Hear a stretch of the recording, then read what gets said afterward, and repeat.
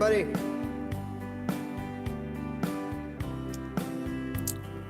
All right.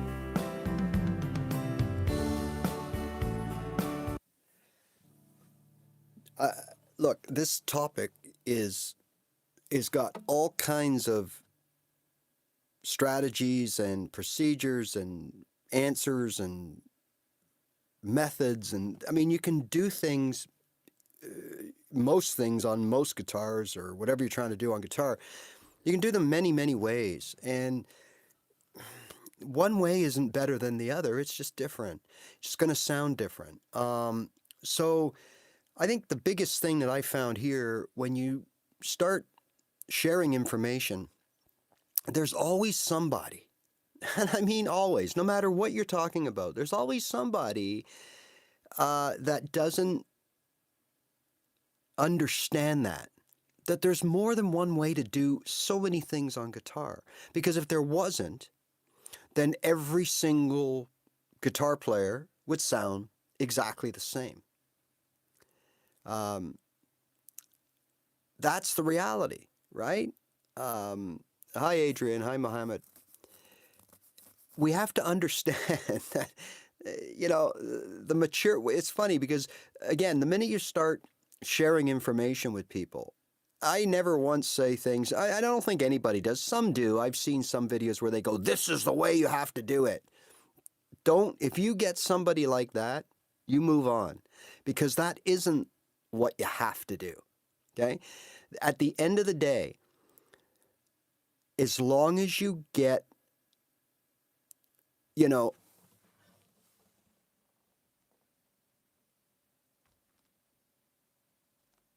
bye, Charlie. See you later, you immature little freak. Okay, so at the end of the day, and that's going to end soon, guys, just so you know, in the fall, I'm moving my live lessons to Patreon, so there will not be any of this.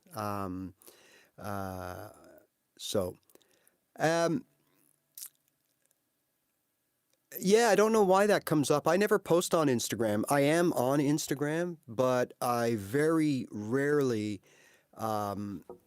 post there, if ever. But I guess it gets moved, or people share and things like that, I suppose. So anyways, yeah, great. Thanks, Mohammed. I haven't really been gone anywhere, but still, All right. So remember, I just wanted to start. Yeah, that's probably what it was. Probably someone shared the video or something like that. But it's not that I don't like Instagram. I tried it and it just didn't work for me. Like, it just didn't catch on. Whereas TikTok and YouTube, it just seemed to catch on. And I guess that's just the way it is. So, all right. So what we're doing today is, as the title said, I hope you guys read the titles when you come into these. I know it's something that's not out there, but it just helps, because if it's not something you're interested in, well, instead of criticizing, just, move on, right? But what we're going to talk about today, my name is Ray, and what we're going to talk about today is we're going to put together an easy, riffy, licky thing that we can play over a chord progression in the key of G. Now, the only reason I picked G, it's the letter of the day. And because I cater to beginners and people in their first year or so of playing guitar, like this, what I'm going to show you today isn't a beginner's thing. So if you've only been playing 3 months, don't look at this and go, oh my God, I don't know how to do it. I must be terrible. Hello in Russia, how are you? I must be terrible if I can't do this. Don't think that way. This is for down the road, okay? And for those of you that you've been playing a while, you're getting a little confident, you're playing your chords really well, and you're wondering, hey, I don't want to stop here. I don't want it to end right now. Can we, I want to try to learn a little bit more. Then this video or this live is for you, okay?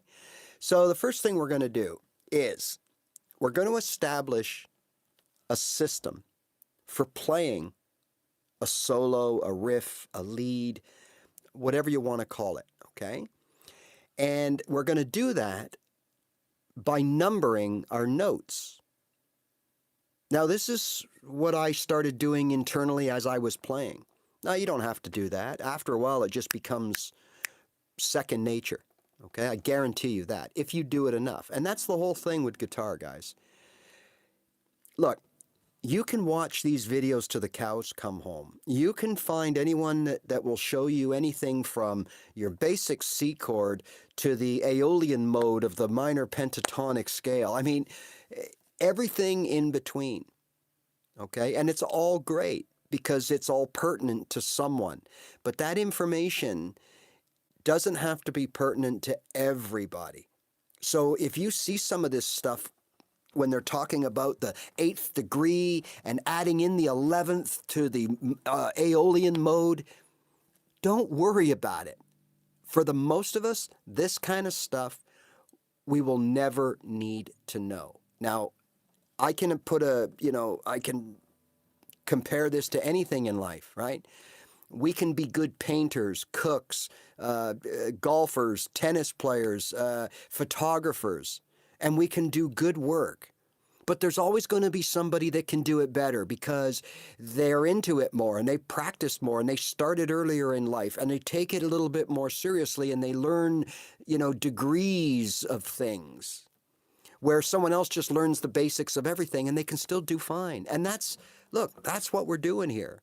That's what I do on my channel. Okay? So if you're looking for want to nitpick and oh, that should be the 5th, not the 6th and whatever, go somewhere else because I'm about up to here with that stuff. And, quite frankly, I think everybody is. It's the same problem on these social media sites. So let's end the rant and how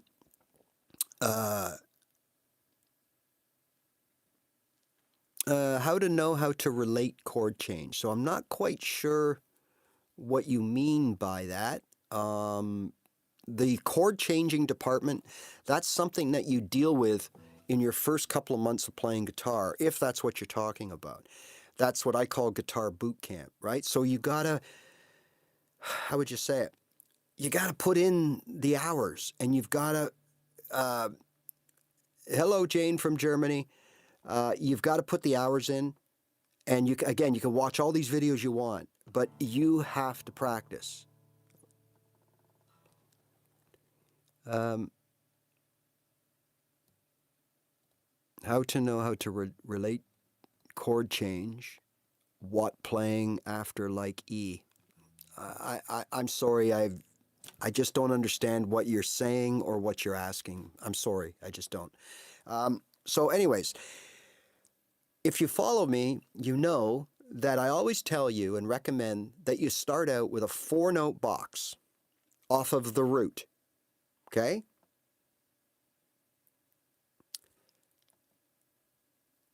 Yeah, 1-4-5. Okay, we're going to talk about that today. Sure. If that's what you're talking about.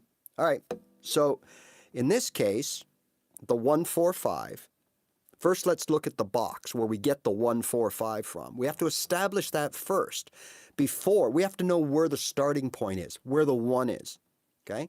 So, the easiest way, and again, this is all up for debate and creativity as you move forward. Hi, David. But let's start at the basics. We are in the key of G, and I've got a backing track lined up with, 3 chords in it, but the first and the last chord are the same chord. So there's 4 chords, but we're only going to use 3 to play the 4.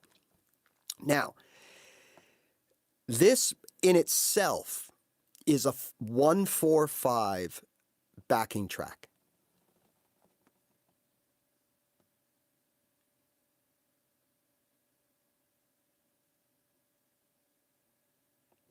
Just experience, Andrea. I mean, there's no stuff like that. Everybody's different. And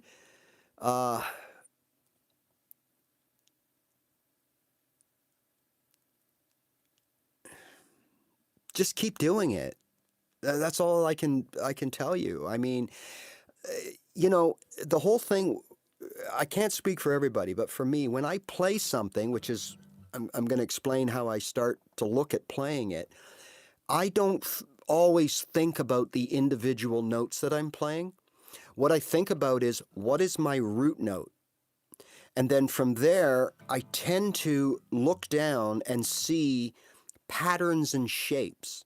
Now, if I want to stop and break the pattern and shape down, yeah, I'm going to get something like, oh, I'm playing the 1, 4, 5, 6, 5, 4, 5, 6, 5, 4, 2, 1, 2, 1, 2, 4, 5. Absolutely. But I don't really think about the notes, because I know that if I stick to the shape, which is really outlined by those numbers, which I'm going to explain to you in this live, then I know that anything I play is going to sound okay. It's just a matter of how do I want it to specifically sound and which notes should be played over what chord to get an even better, tighter sound. All right? But as I've showed you before, and I'm going to show you now, we're in the key of G right now, okay? So I'm just going to put this on for a second and just do this. That's a G note. I'm going to play this.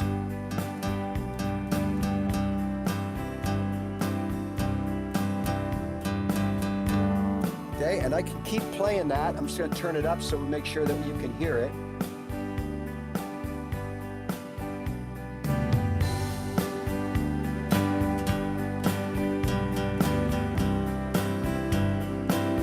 I can just play this G.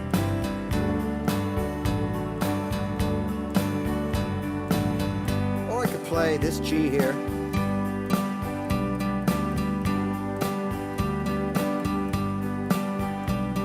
Or this G.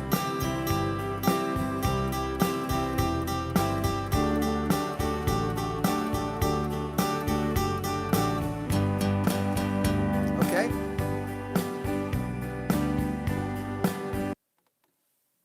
So that's the first thing I wanted to show you, that when you are in the proper key, the root note, you can play that root note all through the progression. Now, of course, what you're going to get is you're not going to get any ups or downs. You're not going to get any flavor. You're not going to get any attitude. You're not going to get any personality. You're just going to get ding, ding, ding, ding. But all those dings are going to work. So that's the first thing, all right?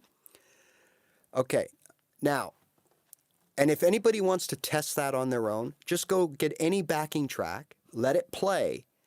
Make sure you know that you're in the right key. So whatever the key is, find the corresponding note anywhere on your guitar and just pluck that one note. So if you're in the key of E or E minor, get an E note and just pluck that E note throughout the whole chord progression and listen. And you're going to hear that it sounds good. So that dictates what key we're in. So in this case, when I approach something in the key of G, my first thought is, let's find a G.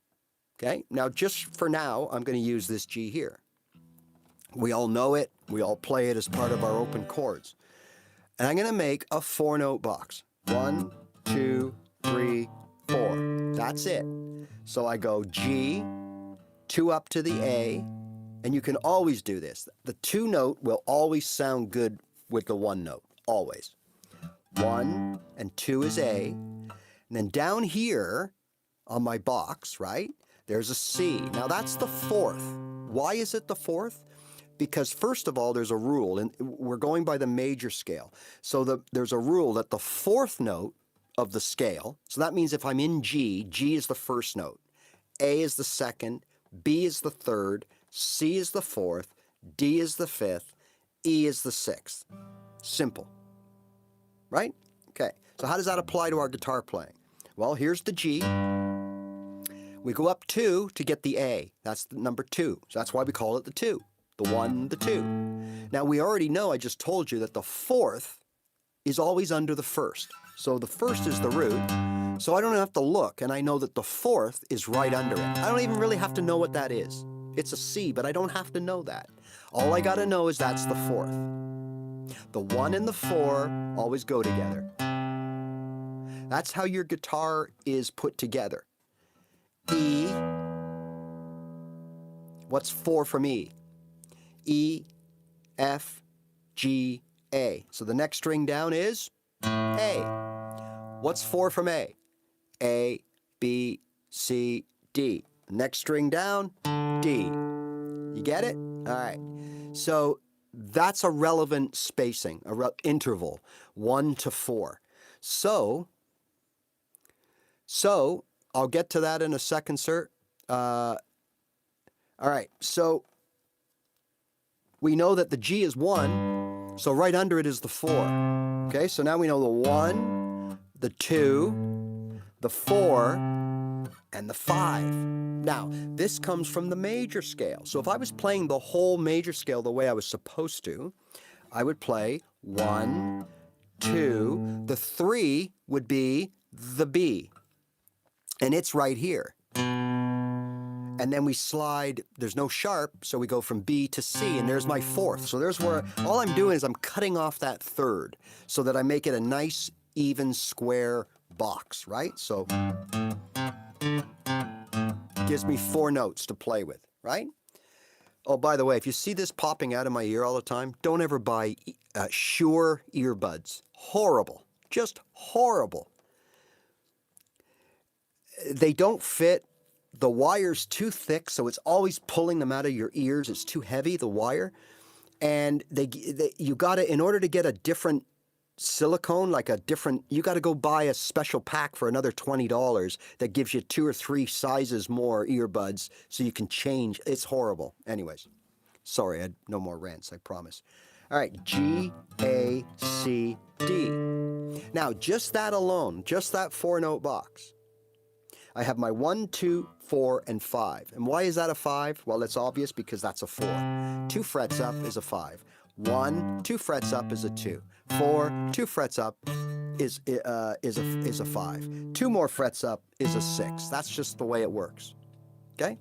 So when we're playing, I know that I can play the 1, the 4, and the 5.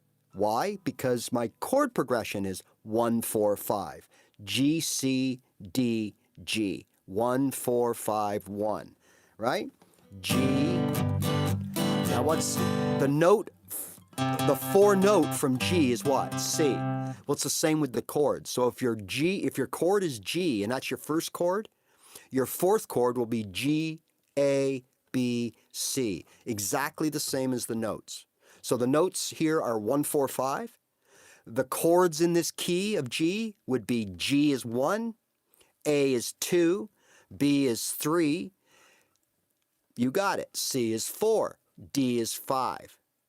The chords in this key, G, A, B, C, D. 1, 2, 3, 4, 5. The notes, G, A, B, C, D, they're exactly the same as the chords, and they're numbered the same. It's just the chords are numbered in a key, the notes are numbered in a chord, all right? So now we know we are playing a 1, 4, 5. So that means I can play the 1, 4, 5 notes along with it. So let's do that, okay? So we'll put the track on. Gotta find it, here we are. Okay, here's our G, ready? This is our 1. 1, 1, 2, 3, 4. 2, 3, 4, 1, 2, 3, 4, 5. 1, 2, 3, 4, back to the 1. So we've just played 1, 4, and 5. Right? Okay. Now, I always told you the 2 is always going to sound good. So we can slide that in because it's a lot easier to play than just go like this. Especially when you want to play it fast, right? So, all right, we're getting there, Bowen. Good question. All right, so good. We're starting at the basics, remember. We're just starting at the notes that correspond with the chords. And this is a 1, 4, 5, so the notes we're going to play are 1, 4, 5, 1, 4, 5, 1, 2, 4, 5, 4, 2, 1. Now I can do this in any order at any time. It will sound better if I play. It will definitely sound better if I play a G note over the G chord and a C note over the C, etc., etc. But to your question, here's what we can do. Any of these are going to sound good. 1, 2, 4, 5, 6, 5, 4, 2, 1. And to prove that, I'm going to do exactly what you just asked. How do we know? Well, we don't. We can play any of those things depending on the output that we want, the tone, the melody, the whatever from those chords and from those notes. So again, like I said to start off, there's no one way to do this. So now I'm going to do what you've asked me about. Oh, well, let's play the 2-5-1. All right, so we have 2, 5, 2, 5, 1.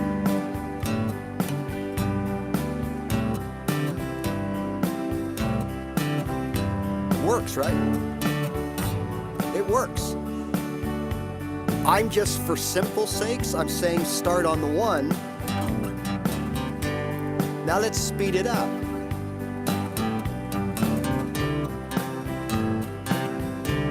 There's a 2, 4, 5, 4, 2, 2, 4, 5, 4, 2, 1, 2, 1, 2, 4, 5, 4, or 4, 5, sorry. Okay, so once you've established your box off of the root, now I didn't include the 3 because I don't know if you really meant that or you're just throwing numbers out, but okay. So we're playing in this progression. Now, all of the chords in this progression will have a B note in their scale, right? G, A, B is the third. It's the third in the G scale, G, A, B. Okay, in C, it's actually the 7th, which is a diminished chord, but the note is in the scale. C, D, E, F, G, A, B. It's just right at the top end. And then we have D, D, E, F, G, A, B. It's the 6th note. And then back to G. So B is in all these. So we can include your 3rd, right? So let's do it. Okay, so let's start here. Just gives us a different flavor.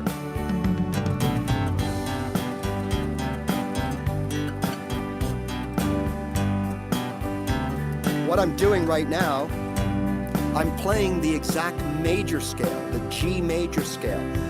1, 2, 3, 4, 5. There's the shape of the major scale.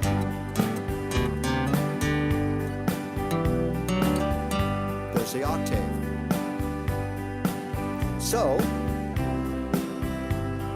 So to answer your question, Bowen, you can play any of those notes because they're all notes in that G scale. That's it.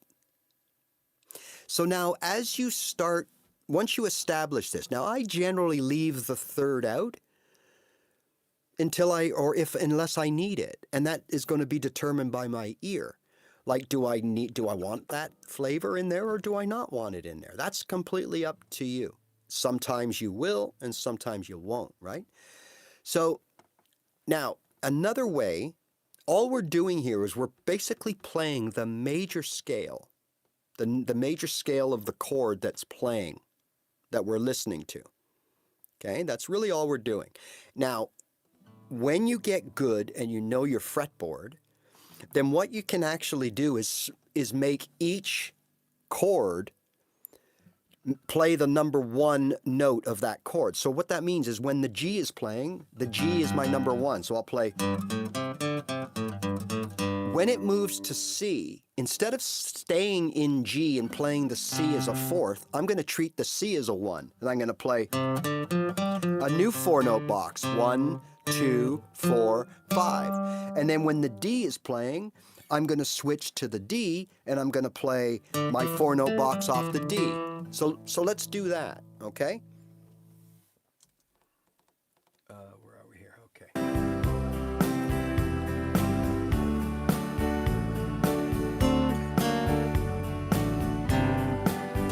Okay, here we go.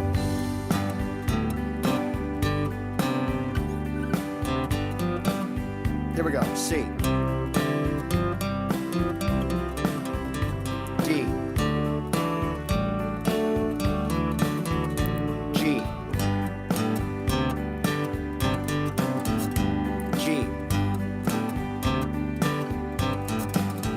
C. D.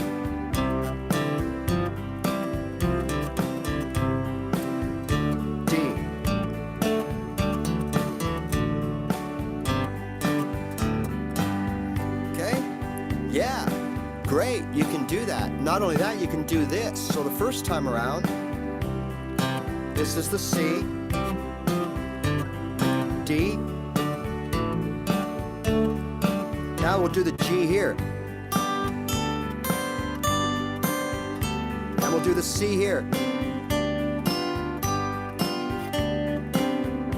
D.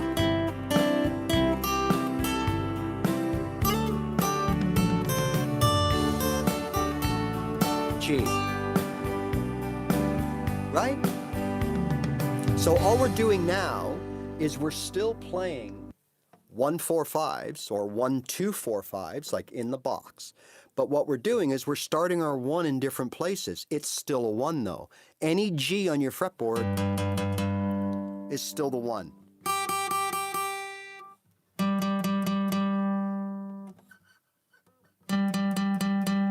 Right?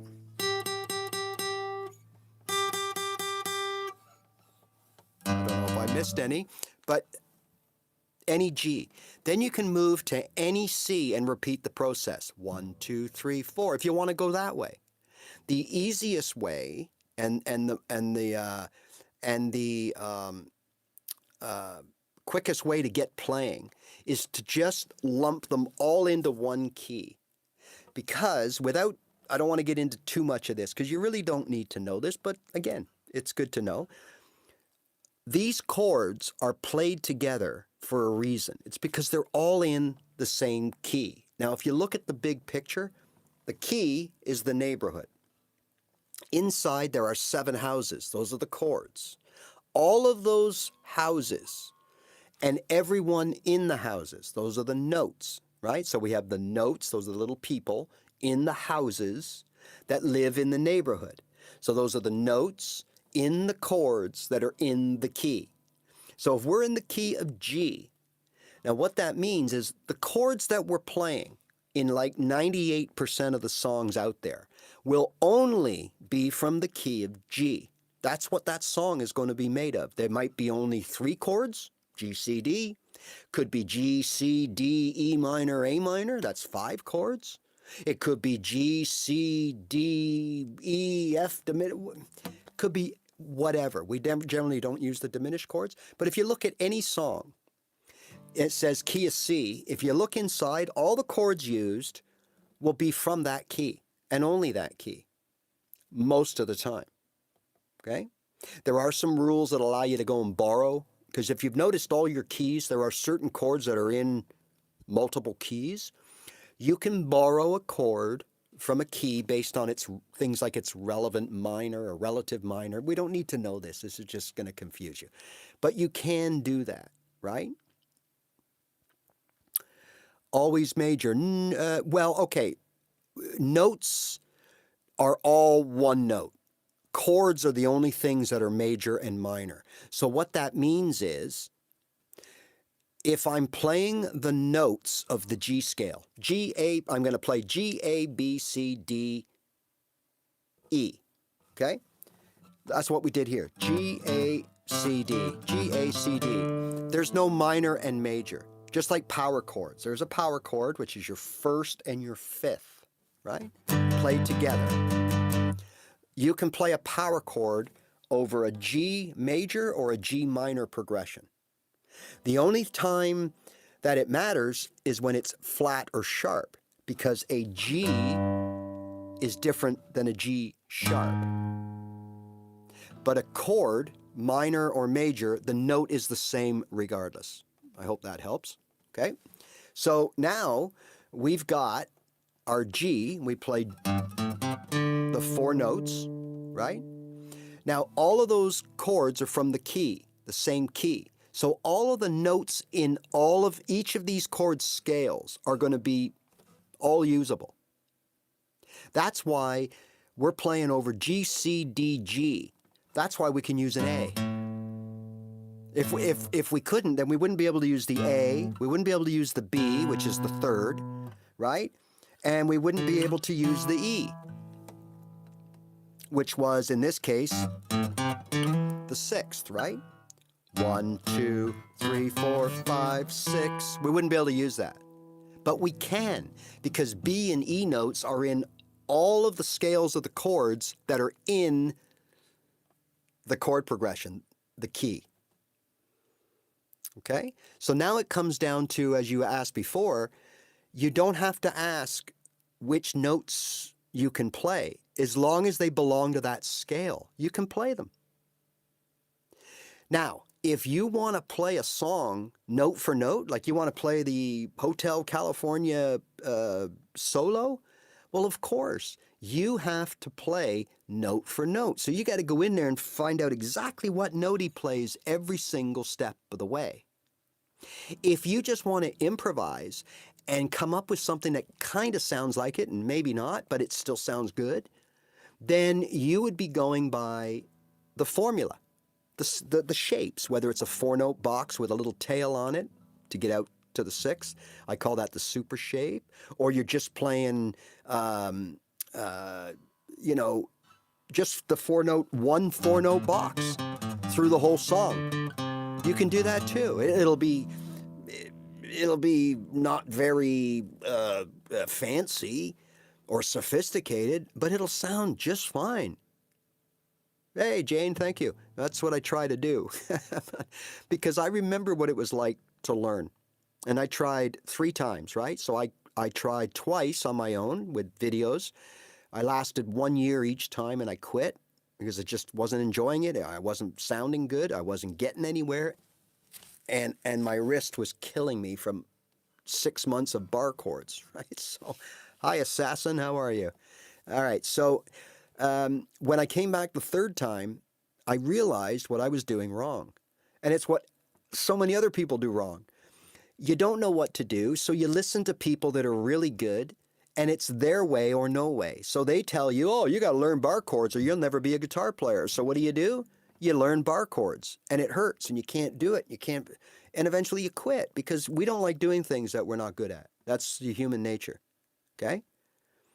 So the 3rd time is when I figured it out. And in 3 months, not even that, 2 months, I went from really just being choppy and loud and brash.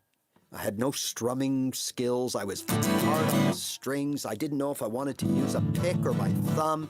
I was completely lost. And I'd put in almost 2 years, pretty much 2 years. So now we're edging towards 3 years. And all I did was say, you know what? I don't need to know bar chords, triads, power chords, scales. I don't need to know any of that. I just want to have fun. I don't want to be a professional. I want to have fun, play my guitar. So how do you play songs? You play chords. What kind of chords? I can play open chords. I can play about 90% of all songs created using open chords. Now, if I play my bar chords, I can play all the songs because I can play my sharps and flats. I get that. I accept that. But I can also use a capo. And that will allow me to get to another 6 or 7% of the songs that I couldn't play without playing sharps and flats. So now I'm down to, of all the songs in the world, I might not only be able to play 1 or 2% because I can't or don't play bar chords. I'll take that.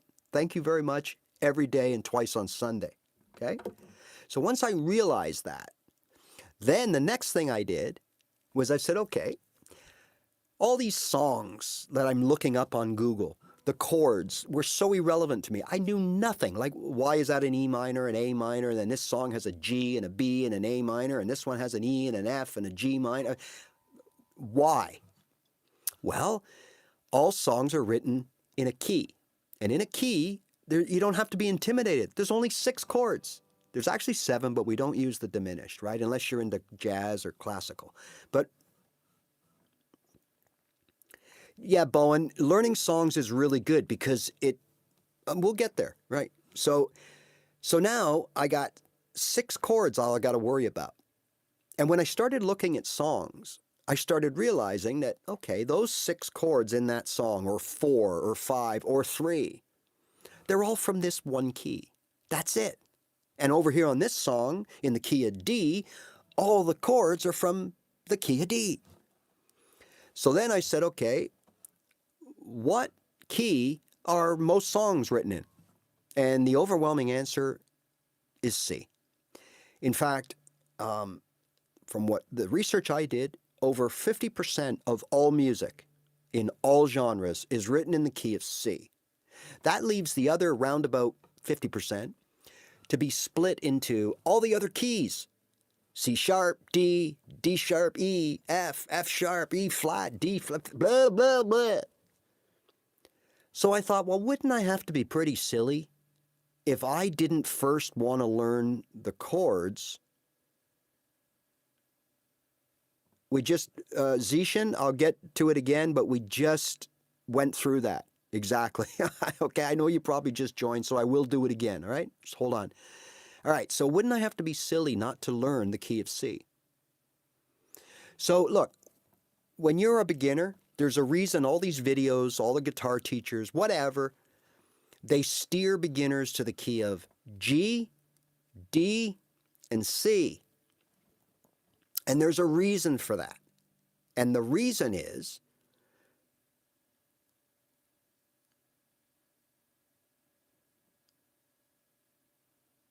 okay, Andrea, hold on a second. All right, so there's a reason for that, okay?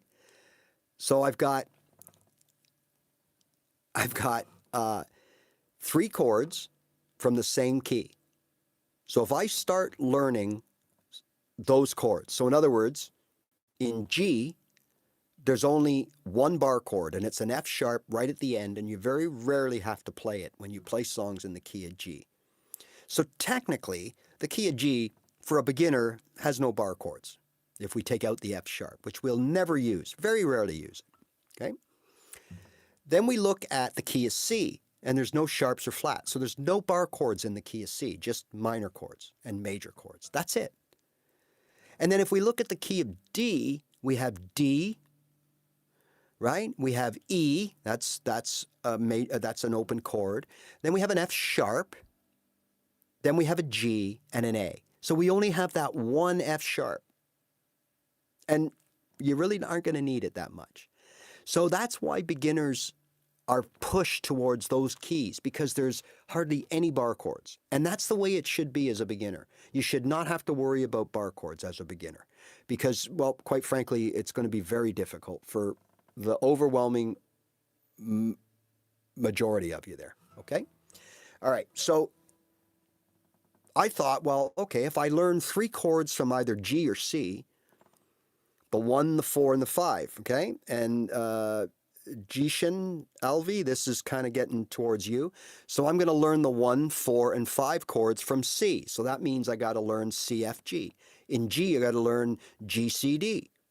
So if you right now Google how many songs are in G, C, and D, you're going to get quite a lot. And a lot of those songs are going to be classics. Now, if you have niche taste in music, that's different, because you're going to be off the beaten path. But in general, like what's on the radio and all this over the last 30 years, pop music, rock music, country music, whatever, you're going to find that knowing the 1, 4, 5 chords in any key is going to just do you fine. So I started playing 3 chords, the 1, the 4, and the 5 in those keys. G, C, and D. And then over in A as well. Okay? So that allowed me right off the bat to play all kinds of songs. So yes, songs are good because they force you, you know you're doing it right because you know what the song is. So if the song is, I went out to the corner store, and you go to the G and it's the right thing to do, and you go to the D, then you know you're doing everything right. Now you just got to make those chords sound good to make your song sound better. And the more you practice those chords, that song, it's going to start sounding better. Why? Not so much your left hand, because you can only do so much, change the chords, but your right hand is what you got to start working on. So anyways, I'm kind of getting a little bit away from what we're here for because of some of the questions. But look, and before I get to to recap Zishan, his question, look, you don't need to know any music theory to play guitar to a certain level. So important to understand that. So what that means is, if I learn a few chords and I go to Google and I find songs that take those chords, I don't have to know, is that the third chord of the scale? Is that the fifth chord of the key? Is that the second note of the I don't have to know any of that stuff.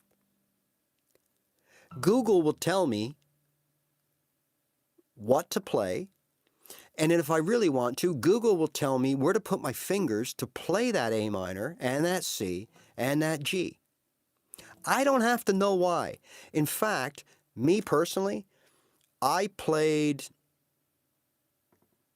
4 years. I'm just guessing, probably 5. Could have been 3.5. I'm just going to say 4 years I played. And I knew nothing. I didn't even know what a key was. I didn't know anything about notes. You know, like, it's just, hey, no problem, Jane. You know where I am. If you think I can help you, hit the old subscribe. I come on live quite a bit, and I got 400 videos you can check out. So thank you, Jane. So basically, right, I didn't know anything, but Google told me everything. And you can go your whole life like that. I know people, and I was one of them, I could play 30 songs that I learned.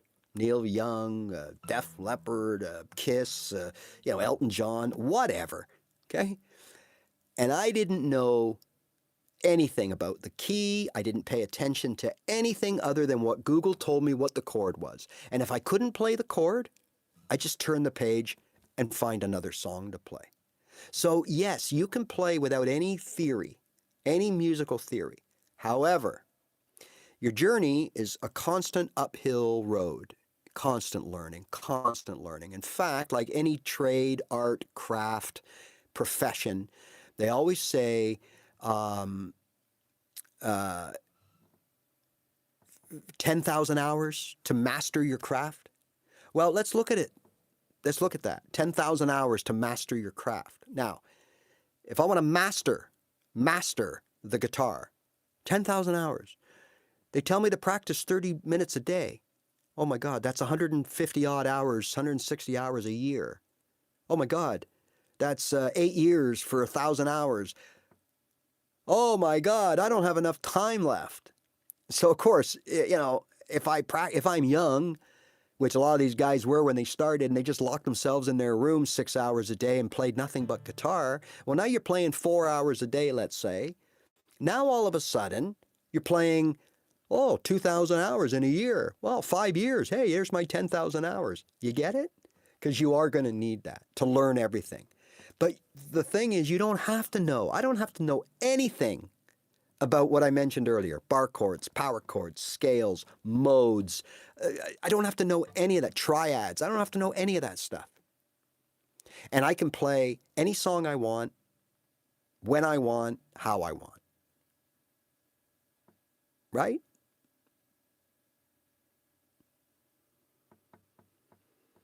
All right.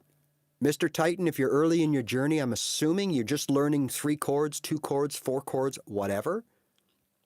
Now, what you should do is you should learn your chords within a key, because that's how songs are written. So that'll quickly allow you to play. You could play 2 chords, C or A and E. Don't tell my heart, my achy breaky heart, I just don't think you'd understand. Right? That's all that song is 2 chords. I mean, everybody learns this one.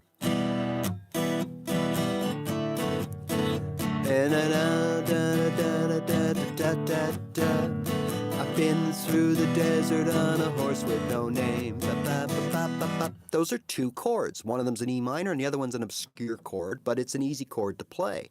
And that's a full song, is 2 chords. There are so many of those. So you could start right away, but you want more, you want bigger and better. So keep learning the chords and adding to your repertoire from one key before you branch out. Then find a song that you like within that key and start applying those nice chords that you've learned. Now this brings up, when you start playing songs, here's the difference. When you learn your chords, now I'm speaking for the majority of us, never for everybody, just the majority. When we learn, okay, we learn like this. We learn with our left hand where to put our fingers, okay? And then all we do with our right hand is just give us something to practice with, to change. So what I mean is 1, 2, 3, 4, change to the chord. G, 2, 3, 4, change to G. That's what we do. And we often stop to make that change, right? We really shouldn't, but hey, whatever makes you learn, do it. I've done both. Tried to not stop and study, whatever. This is something you're going to go through for a few weeks, okay? Now, when you have 3 chords that you can do this, it doesn't sound like music. You ain't playing a song. Look.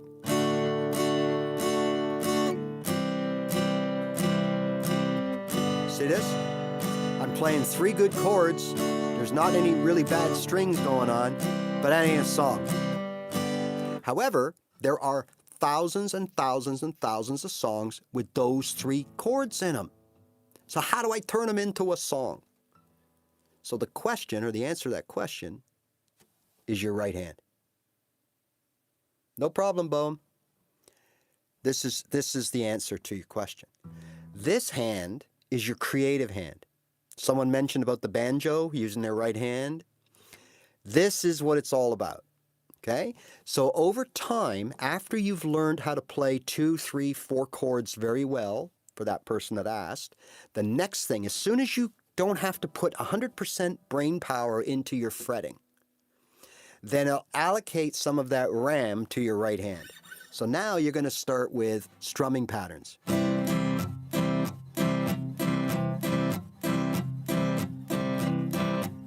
No, you're not, Mr. Titan.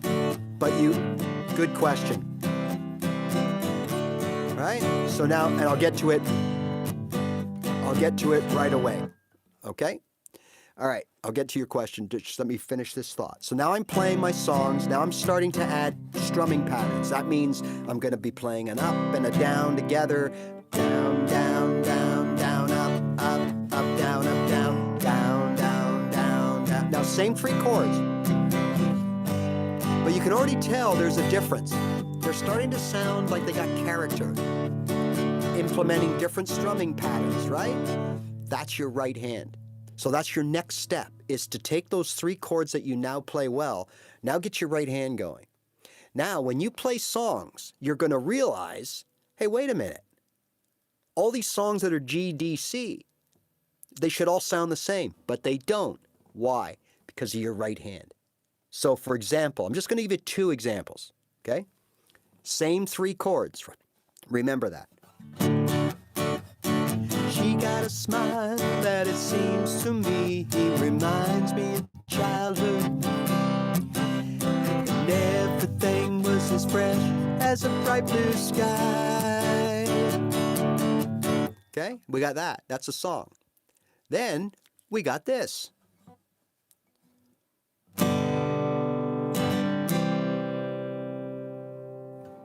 This is a basic version.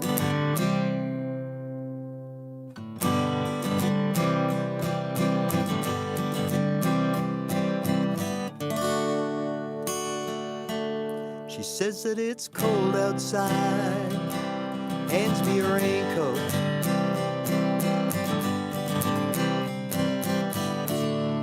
She's always worried about things like that.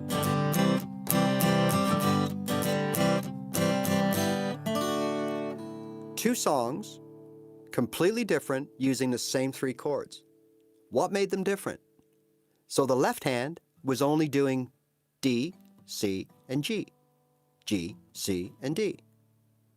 In all those songs. I could have gone and played 10 more.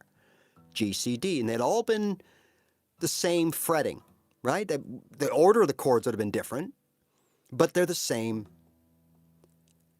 Strumming made them different. Okay? Now, that's part of your continued journey. So as I said earlier, you're on you're always learning something on guitar. The mistake I made, and what a lot of people make, is you got to start at the bottom and work up. And a lot of times, due to these social media videos, you're led to believe that you're down here, but you need to learn things that are up here. And that's difficult. So if you want to learn how to play golf, your goal should be just to hit the ball straight each time, and as many times as possible in a row. Eventually, you'll want to know how to curve the ball around a tree, and you can do that. But that's not what you learn day one. Learn day one is to hit the ball straight. So with guitar, day one, you have to learn how to play your chords properly. We don't bother with this hand. 1, 2, 3, 4. 1, 2, 3, 4. That's no song there. But eventually, with some right hand strumming, I could even make...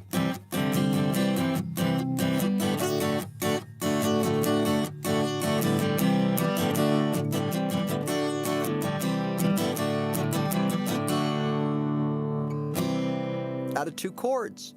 My right hand did that, not my left hand. Okay? So,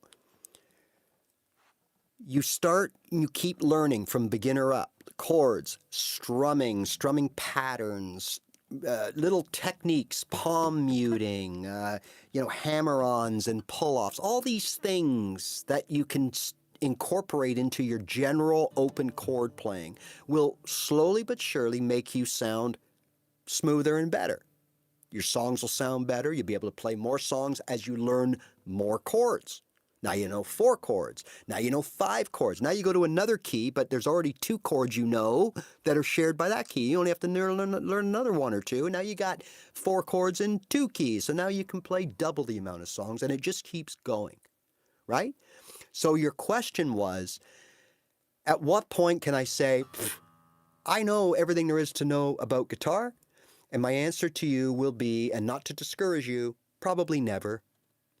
And that's the reality. But the good news is, you can stop at any time. There's your learning curve. Now, what's going to happen without the theory, without knowing keys and chords and how everything works, right? You can keep going, keep going. Oh, look at me, I'm playing 100 songs. Yay, she loves you. Yeah, I'm playing all these songs. But one day, you're going to come to a gate, okay? And the gate's going to be locked. And he'll say, hey, Ray, how you doing, buddy? Glad you made it this far. Man, you're doing good. You're rocking. You sound great. I heard you. However, if you want to go any further, you got to know a scale. You got to know how to play a bar chord. Okay. Now, if you don't, or more importantly, won't do it, no problem. It doesn't mean everything you've learned is useless. Not at all. You're going to continue playing hundreds of songs, learning new songs. No problem. You just won't be able to do this.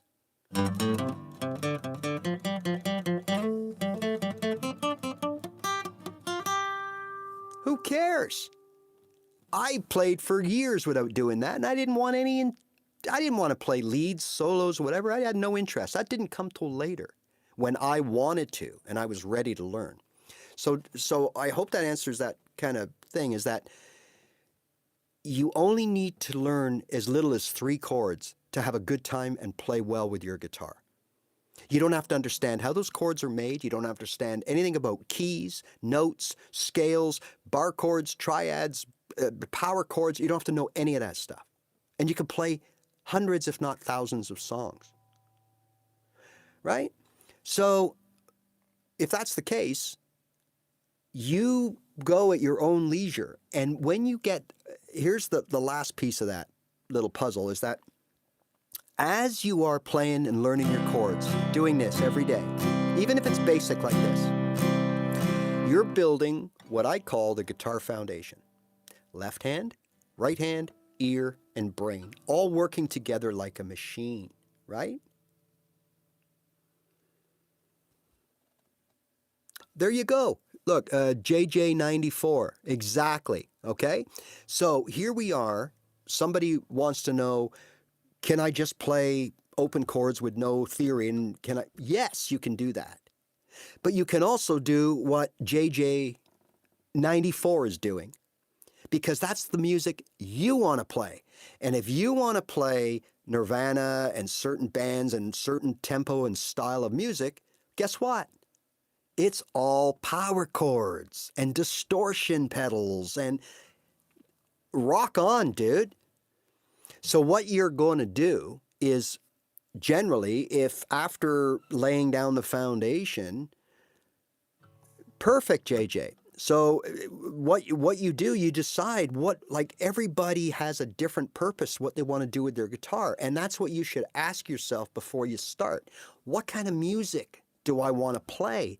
If you don't know, that's okay, because you'll figure it out. Maybe like JJ did, realize that, hey man, I don't want to be pissing around with folk songs and picking out. I don't want to be doing that. I want to be where the action is, baby. So he's on that course, and that's where he will sow his eggs, right?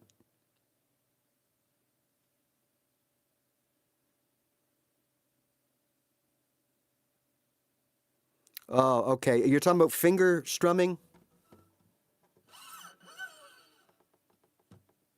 Hey, JJ, perfect, man. I'm actually born in the UK as well. I live in Canada, but I was born in just outside of Swindon.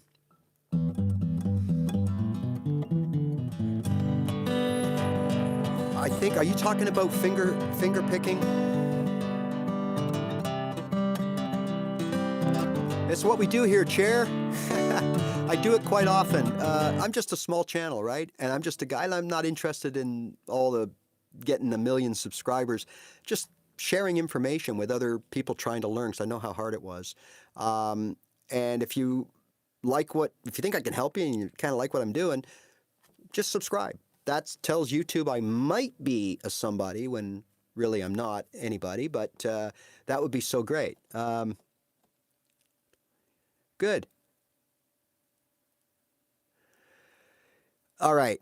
Well, yeah. Okay. So what I recommend for the Hendrix guy, I want to make sure.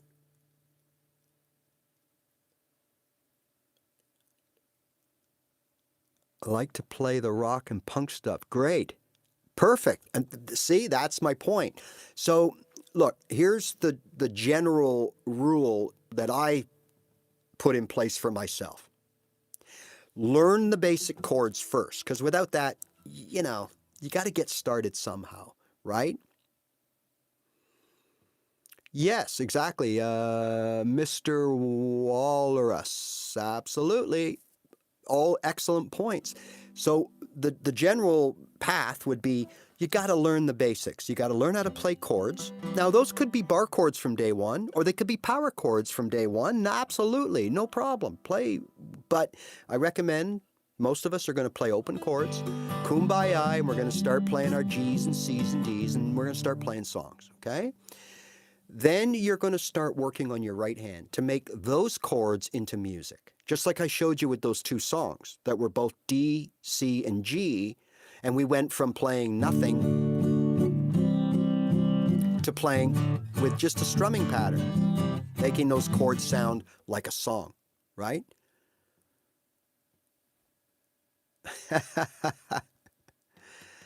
Mr. Titan, that's what I do, and I am so underappreciated for it. Nobody knows I exist, but that's what I do. Why?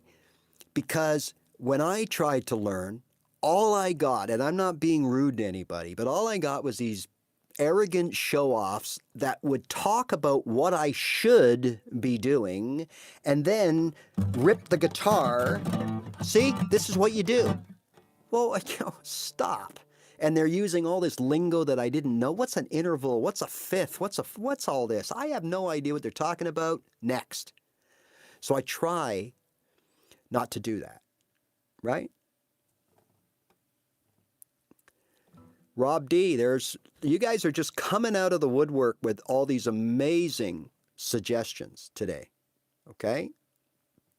The first 3 words of Rob D's post, everybody should take heed. Because look, I'm showing you the route to do it. Learn chords, apply strumming, start taking on songs. That will further implore you to work on your strumming, because you're going to learn and realize what, again, someone said could take years. That, wait a minute, these 3 songs all have the same chords. Why are they different? Because of the strumming. So important, okay? Then you're getting an idea of how the guitar works. You're building your guitar foundation like a juggler, right? Flipping the balls, knowing how high, how hard they got to toss them, how much time they have. Same skills here between the left hand and the right hand. We got to be perfectly in sync, even just to do this, just to play like a little scale run. We got to be perfect. That takes practice. Practice, practice, practice, practice, practice. Do you think that juggler guy just got up on stage and decided to juggle 5 bowling pins and light them on fire? No. He started with 1, then 2, and after maybe 100 hours went to 3, and then after 200 hours went to 4, and after so on and so on and so on and so on, until he could do that in his sleep. You need to get to the point that you can play your guitar in your sleep and not think about it. Dance while nobody's watching, right? Perfect, Sage. 2 times a day is good. Always, you never want to get to the point where you get sloppy and tired. So when you start feeling it deteriorate, you walk away, you do something else, you come back later. But if you only do it once a day, that's okay too. But remember, the more you put into it, the quicker and better the results will be. There is no code. I see these videos. Download this link. You will be playing guitar in 30 minutes. You will be shredding the fretboard in an hour. I will show you one note that unlocks the whole thing. Bullshit. Now, I'm not saying any of that information is not useful, but what they're not telling you is it may take you 15 minutes to figure out what that note is, what to do, but it's going to take you another 15 days, 15 weeks, 15 hours, 15 months to actually be able to do it. Because again, it comes down to practice. Rob, even if it's 10 minutes a day, you're absolutely right. Remember, use the 10,000 hours to master your craft. Use that theory. If you play 15 minutes a day, perfect. But if you're trying to master the guitar, it's going to take you 30 years. At 15 minutes a day. Do the math, right? So we don't need to master. We just want to play songs. So we might only need 100 hours, 200 hours, 1,000 hours. Well, 15 minutes a day, 4 days to an hour. Hey, I get this. I could, in 100 days, I could be a something. That's the way to look at it, okay? Okay, before I get to zombie, because all your questions are kind of in the same thing. Before I get to zombie, I want to make sure there was a question or a comment that I don't think. Oh yeah, picks. Yeah, always change. Okay, so I started with a real flimsy paper-like one. It's even 2 below this, like almost like paper. Okay. Because it didn't sound loud and harsh. 2 rules of thumb there, or 2 theories is, well, hey, you're just cheating yourself, because if you start with a thick pick, you're going to be harsh, but it forces you to back off and okay, great. They're absolutely right. But as a beginner, no matter how hard you try, when you start rocking those first 2 chords and they're not 100% and you start thinking, if I play them faster, nobody will notice the mistake, or if I play them louder. So by using a shallow paper-like pick, I'm not as harsh right off the bat. And then my brain says, hey, you don't sound too bad for a week. Let's keep giving you the motivation to play more. But if you sound harsh right away, combined with the fact you're having trouble going from one chord to another, your brain could start saying, hey, dude, what are you doing, man? Because you sound shit, and I don't want to hear this every day. So get better or quit. And that's what happens because we're human, right? So by using a flimsy pick at first, you could be helping yourself sound a little better than you actually are. And that confidence, that motivation goes so far, I can't even measure it, okay? And then as you get a little better with that pick, put it down and take the next one up, right? So in this case, it would be my purple one. My purple one is a little thicker. I use that if I'm just playing rhythm guitar in a loud setting, or I use that when I want to pick out some notes. But I do have to make sure that I adjust my feel and touch on the strings. So here's my thick pick. Here's my thin pick. They should sound the same.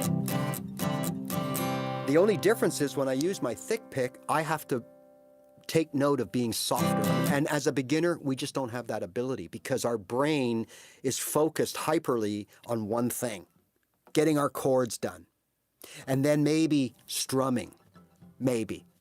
But it takes a while. And to not only worry about our strumming patterns and where the pick has to, which string it has to start on, now we're asking ourselves to say, okay, but you gotta have a touch too. Sorry. Some of you out there, yes. The 90-something% of the rest of us, no. It's not, we don't have that ability to do it. So, again, learn your chords, learn how to strum them. Then learn how to strum them creatively by using preset strumming patterns. Down, up, down, up. All that's doing is down, down, down. You're playing quarter notes. 1, 2, 3, 4, 1, 2. Nothing wrong with that. When you start adding it up, now you're playing eighth notes. Now, if I had to sit you down and say, well, what's a quarter and what's an eighth? Would you know? Would you know what the difference is between an eighth and a quarter? If you do, great. It's not a test. You don't have to know. I'm just saying most people don't. So a strumming pattern makes you play an eighth and a quarter together without you thinking that you got to play an eighth and a quarter because the quarter is down and the eighth is up. So 1, 2, 3, 4, 4 quarters. 1 and 2 and 3 and 4 and is 8 eighths.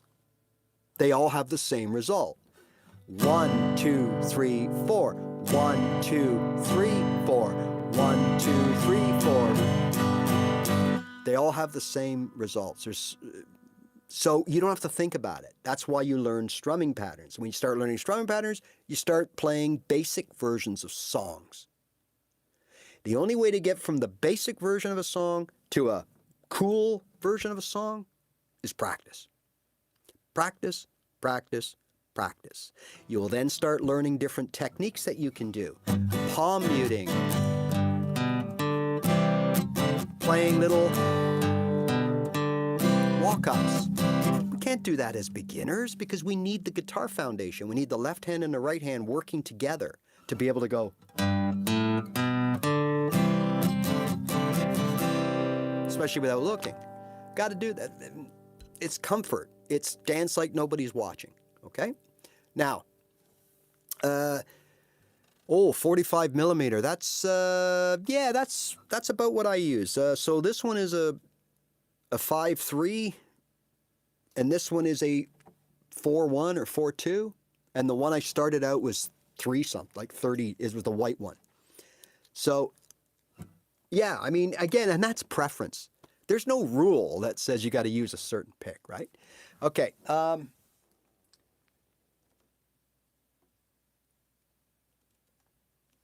The question about making nice chord progressions. Well, now you're stepping into theory zone. Okay. Now, all right, as a beginner or as an early kind of theory guy, you're just getting used to it. You're figuring out what chords are in a key. Chords are in a key for a reason. They all play well together. So for example, bear with me, the chords in the key of C are C, D minor, E minor, F major, G major, and A minor. C, D, E, F, G, A. Okay? Now, those are the chords. What this means is now I can play any of those chords in that key in any order, and they're going to sound just fine. So check it out. C.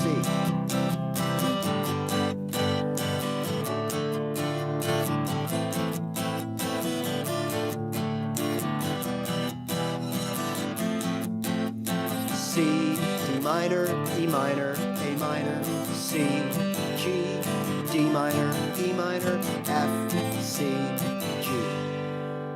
I can go on all day. Everything will sound fine. So I could literally make a chord progression in any order of those chords and it'll sound fine. But if I make a certain order, wow, I got a hit song on my hand. So if you want to look at some of the top songs going back as many years as you want, and you analyze their chord progressions, you're going to find certain chord progressions come up over and over and over again. 1, 4, 5, 2, 1, 2, 4, 5, 1, 4, 2, 5. Over, right? There's a reason, because they sound the best together. So in order to figure out your own, you got to kind of start thinking of some theory here. Okay, so you got to at least know the chords, what numbers they are in your key.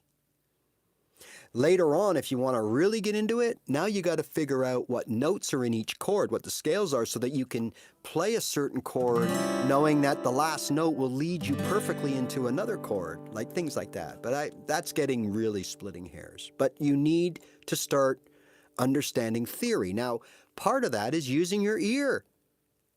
If your ear, so when I started writing songs, that's another thing I never thought I'd be able to do.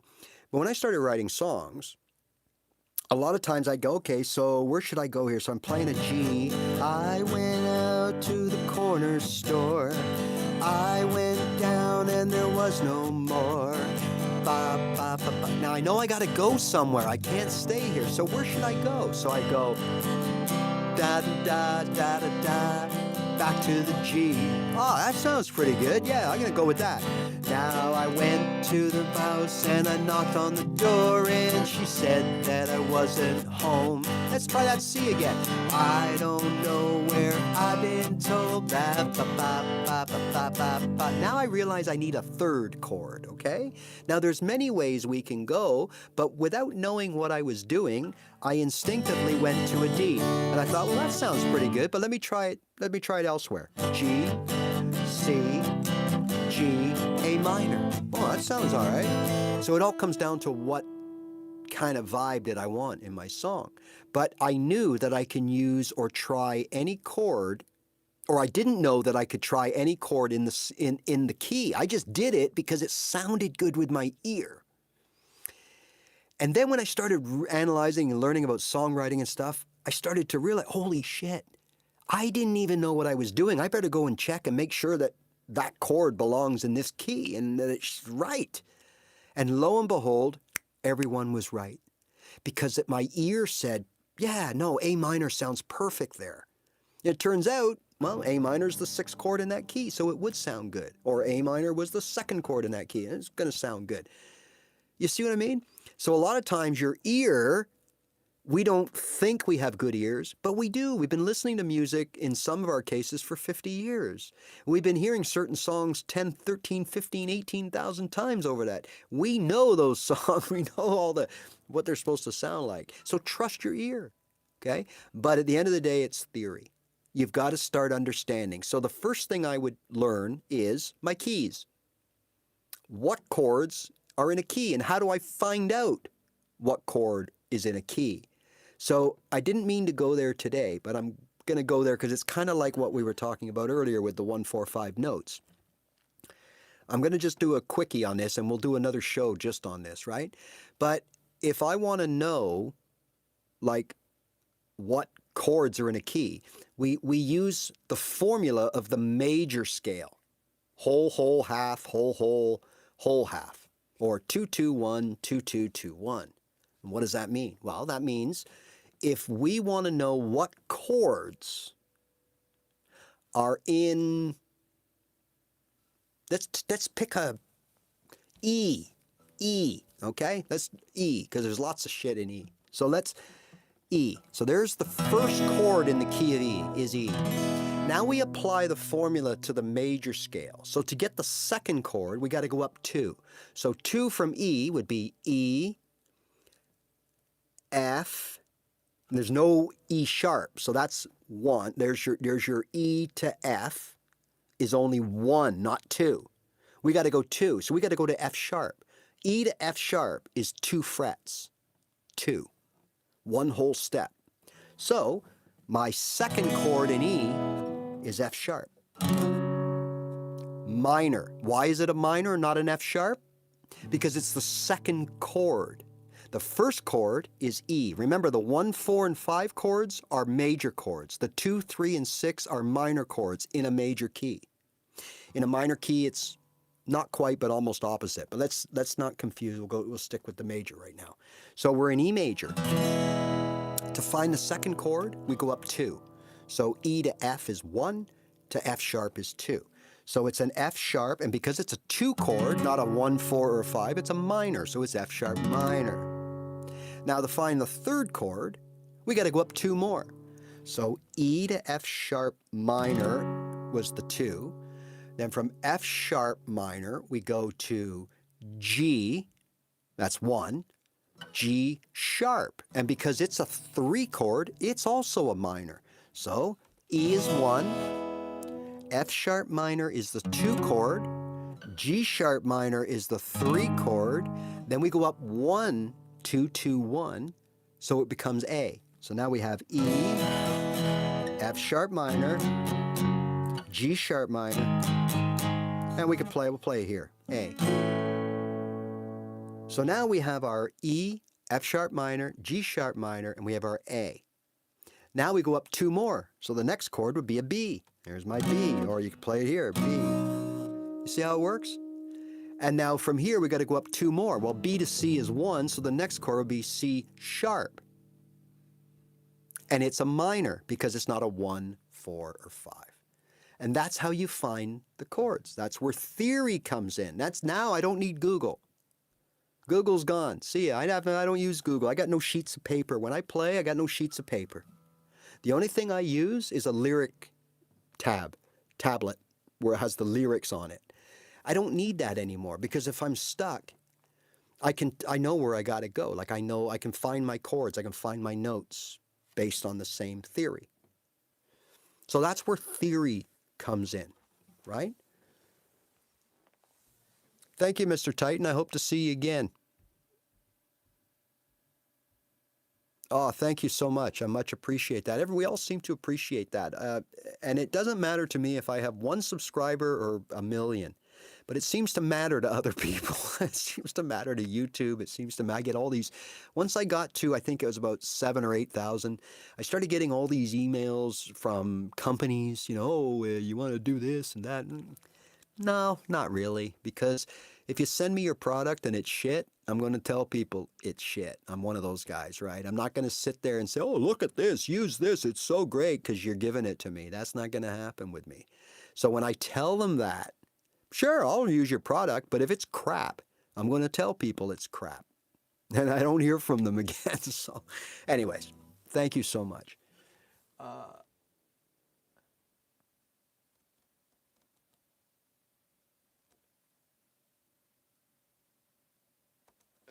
Thanks, guys. Sometimes if I miss your messages, I'm not in any way ignoring you at all. It's because a lot of times it goes so quick. I'm on a phone here and it goes so quick and I can't see, and then it's kind of out of the whole thing. C major, A minor, same scale, yes, because they are relative, they're cousins. They're attached, so yes, they do share, yes. Oh, F, yeah, so learn the triad. Eventually you'll learn the bar chord, which is F, like this. Chase, chase, chase, chase cards. 1, 4, 5 Texas Blues is your jam. You got a great jam going on. That is the see, that's why I always recommend, when I say the 3 chords to learn in a key, if you learn the 1, 4, 5, those are the major chords in the key. So if for Texas blues, you could be playing that, say, in a G. So you're going to be playing G, C, and D. G is the 1, C is the 4, D is the 5, and you're going to roll with that, and you don't have to know anything, any songs, any theory. You just play the 12-bar blues. It's a formula of music, and everyone has to play the same formula. So you don't have to worry about when people are changing chords because the song, you do it according to the formula of the 12-bar blues. So you don't have to sit around and go, hey, does anyone know how to play, She's Loving You Tonight? Oh, yeah, I know it, but I know it in this key, and oh, I don't know it, and I know, what are the chords? There's none of that. 12-bar blues in the key of G. Everybody knows. G, C, D. Done. And everyone knows when to change, right? So excellent. And that's the best way to go. For jamming, when you don't know theory and stuff, for jamming, a 1-4-5, 12-bar blues, if you learn that. I have a video on my channel that explains a 12-bar blues and shows you the setup with and without the turnaround. You're good to go. F chord, yeah. So the F, this is your F chord. No, there is a way around it, but that's what they tell you. There's your F at the beginning. So of course I never bothered because I couldn't play it. And so any song that had an F in it, I just went to another song. The other one for me was the B chord, which was played here when I learned it. I still have troubles with it. I hate that chord, a B major bar chord. Right? So today I'm going to show you quickly 2 ways around that. So instead of playing the bar version for now, I encourage you to learn the bar version down the road. But for now, if you know how to play an A chord, sorry, we're talking F. If you know how to play a C chord, leave your finger on the C, on this C right here. Take these 2 fingers and just move them down 1 string. So there's no space in between the 2 fingers. 3 fingers, 3 frets, 3 consecutive strings. Okay? Strings 2, 3, and 4. 3 fingers, 3 notes, 3 frets, 3 strings. Like that. Now, only play the strings that you're fretting. That's it. There's your F. This is a little deeper. Why? Because we're playing more notes and we're playing the bass note F. We're taking that bass note away. We're putting our finger here. There's an F.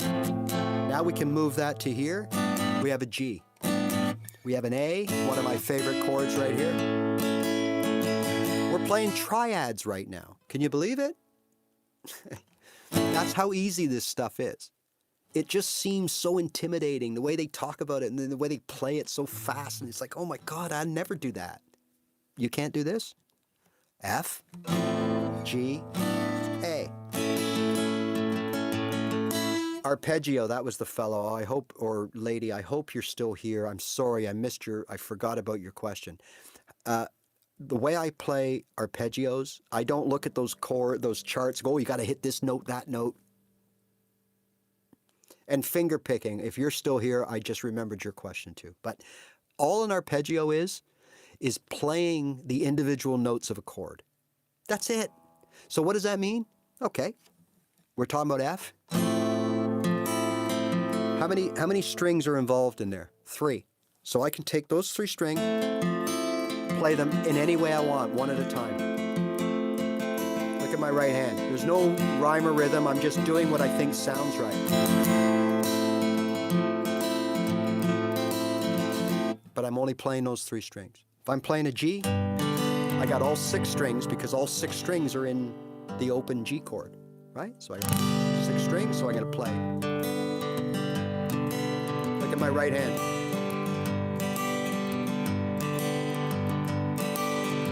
This is what I think sounds good, so I'll play it.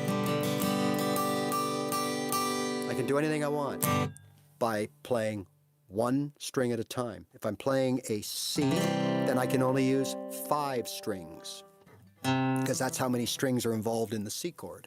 If I'm playing a D, I can only use 4 strings.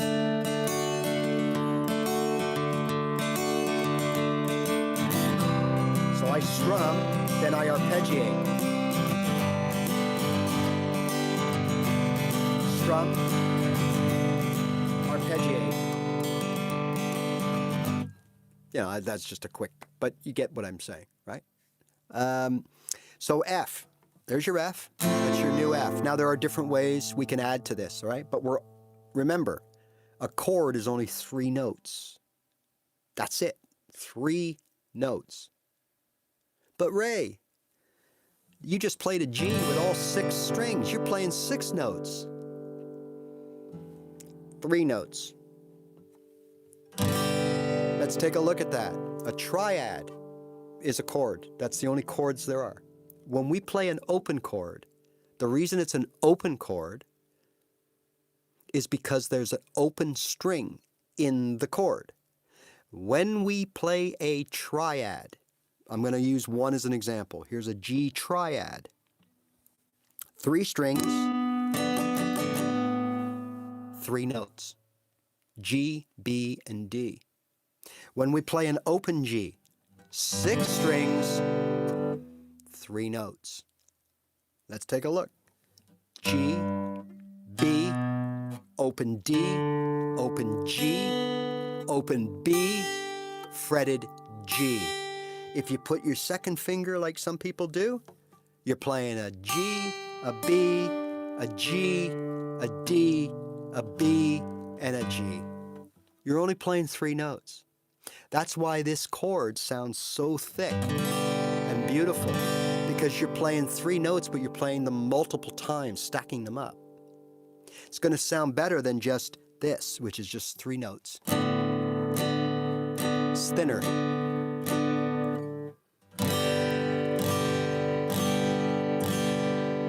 Okay? So when we play that F, like the way I just showed you, 3 notes. But those 3 notes make up an F chord. Now, if I want to play a little thicker F, then I can bar these 2 strings here. Instead of just playing the C, I can play the C and the F sharp. Okay?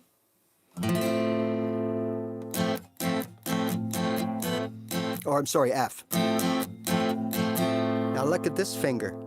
That's an F. Look at this finger. That's an A. Look at this finger. It's a C.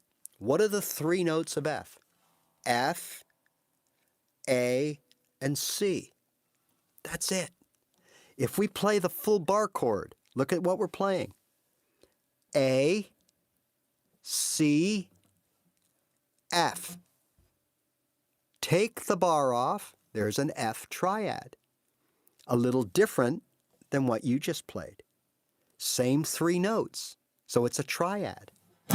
Just play those 3 strings, nothing else, and you've got an F chord. So there's another option to playing your bar chord. Just take the bar off. But when you take that bar off, this is so important. You can only play the strings that you're fretting. Don't play this string here, that's an E. There's no E note in an F chord. Okay? Don't play this string here. That's an E. There's no E in an F chord. You follow me? Don't play this string here. That's a B. There's no B in an F chord. Just play the 3 in front of the bar. So there's your bar chord. There's your F triad. There's your bar chord. Here's your F triad. Double, like mini bar. It's not a triad, but it's an F chord. Why? F, C, A, F. That's the only notes in it. Oh, let's make it even one more. Let's move this up here and put our pinky there. What are we playing? F, C, A, C, F. Same notes. Just going to sound a little thicker. But the easiest one, F, the one I play all the time, is this one right here. It's so easy. Slide it up, G. Arpeggiate that A. Oh, it's beautiful. Listen. Slow it down.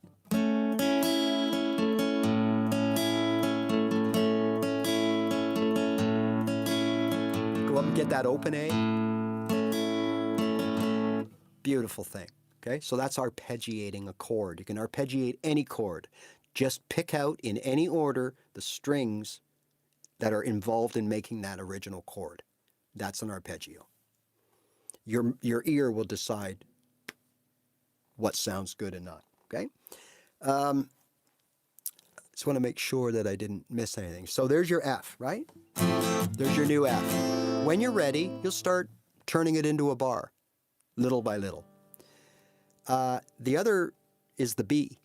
So, right, this is a horrible chord to play. Oh, I hate it. So, you play your A, right? Move it up 2. And only play the 3 strings. Now, I don't play my A like that. I play it with 1 finger so I can do exactly that. So I got 1 finger fretting those 3 strings. I play only those 3 strings. That's an A. Triad. Move it up 2. B. And it doesn't stop there. C. D. E. F. G. Beautiful. 1 shape, 1 finger, all the way up. There's your major triads through the middle of your guitar. Didn't even know you were playing triads. I didn't know. I started doing that. Someone told me, hey man, just move it up.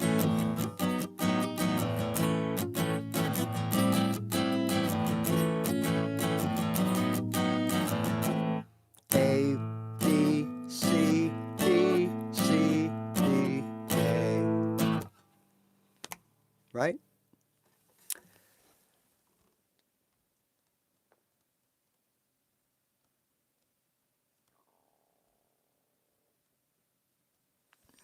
Oh, G major, E minor, that's another beauty. Now the way I play it, I just use the 1 finger, I just move it back and forth. So E minor, G, A, beautiful.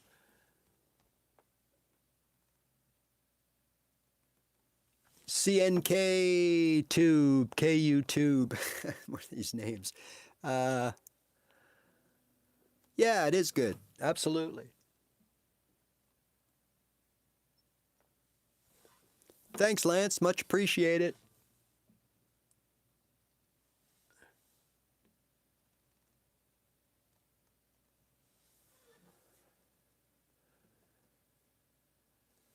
Yeah, you know what you're doing, bud.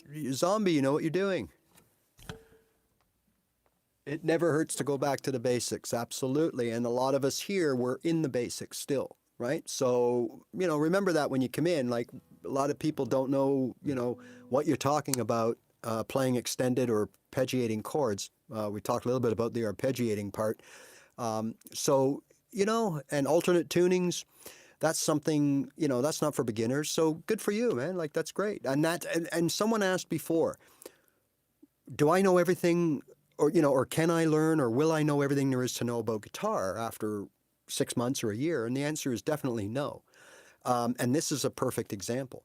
You can be playing 10, 15, 20 years and not understand anything about alternate tunings or arpeggiating or extended chords. It's real simple. So there's a perfect example. You don't need that stuff. But if you're doing it, awesome. Look, the more techniques that you learn, the more theory that you take in, then obviously, I'm not going to say you're going to be a better guitar player, but you will definitely be a more rounded, more versatile, better suited and equipped guitar player than most others. Okay? I mean, you can still be really damn good. I mean, some of those old country guys, man, you watch Buck Owens play and these guys and Glenn Campbell and stuff, like they play 2 or 3 triads, 3 chords or whatever, 4 chords, and they rip it. Okay? But you're right. Thanks, Zombie.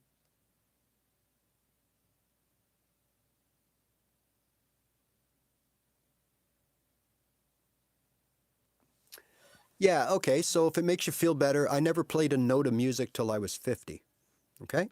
Just so you know. And I have students that one is disabled due to a stroke and has no feeling in 2 fingers, okay?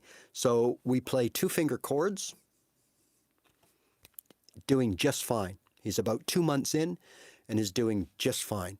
There's so many people that and again, like me, that never played a note of music, never thought they would ever be able to play a note of music in their life. Because I was always told, you got to be born with it. You got to be born with it. Again, bullshit. So don't be discouraged. You will just have to find a way that works for you, right?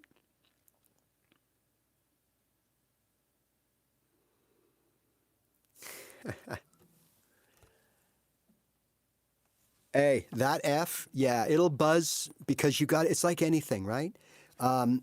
When you move your fingers, it looks so easy in terms of this chord. So there's my A, but when I first did this, it didn't sound like this because maybe my finger was not hitting the right string and it was buzzing out another string or muting another string. You just got to get in there and jiggle it and figure it out. And after a while, you'll get it, right? And when you move it, it'll all make sense. So right now, this is new to you playing that F like that. I would seriously, I wouldn't play around with that mini bar. That's, to me, what you're doing now is you're bringing another string into it.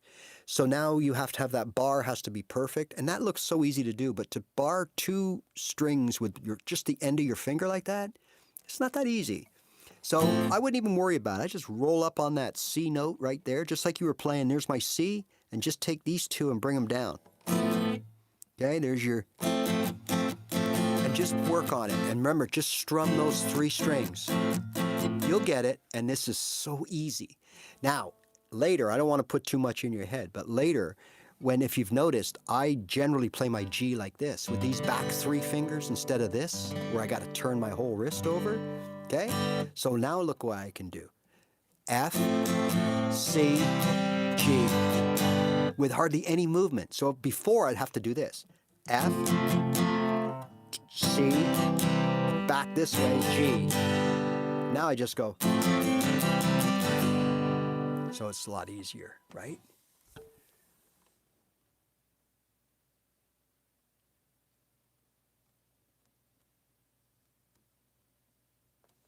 Yeah, Nicholas, you're absolutely right. Yes.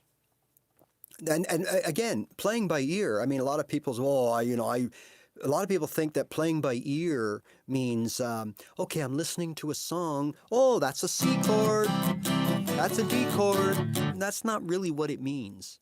Playing by ear means that you are putting notes or chords together that sound musical and they flow and it works well when you really don't know what you're doing.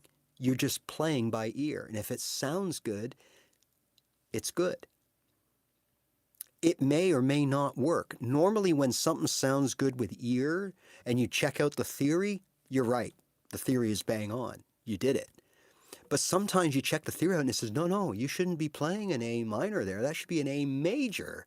But it sounds better to you as an E minor or whatever the example is. I think you know what I mean. And, but at the end of the day, really, it's about what you want. Right? And if you're the songwriter, you can put anything in there you want that sounds the way you want it and force other people to replicate you and learn you. You know what I mean? Not say, oh, that's bullshit. That shouldn't be an E chord. It's an E chord because I wrote it that way and I want it to sound that way. So learn it or piss off. I'm a little testy today, eh? Not usually like this.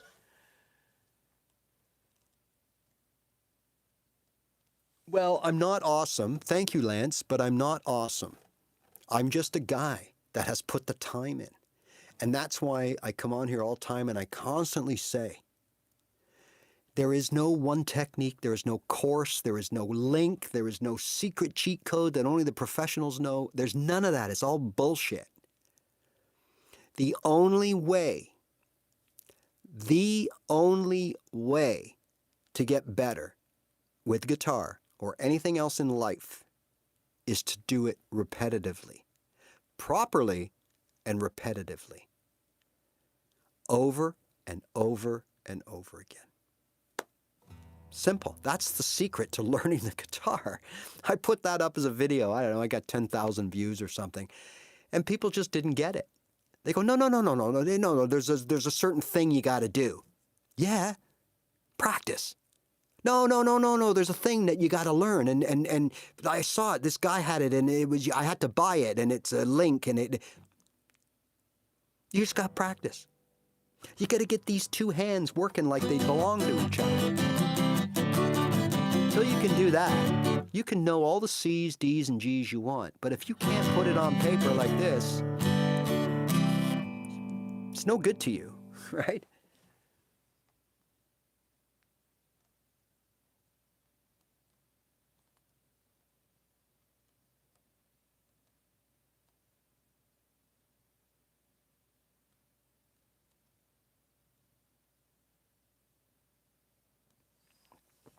Yeah, Lance, 3 fingers, 3 strings, 3 frets, 3 notes. That's how I generally describe triads, right? And that's what that is. That's an F triad. 3 fingers, 3 frets, 3 strings, 3 notes. Done, right? Hi from Brazil, hi from Canada.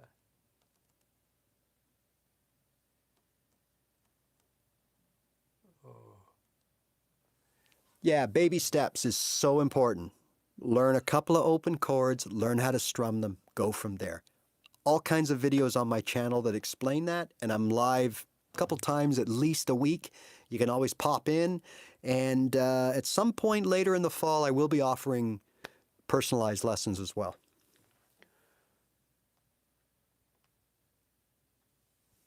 Stand By Me, you want to know how to play it?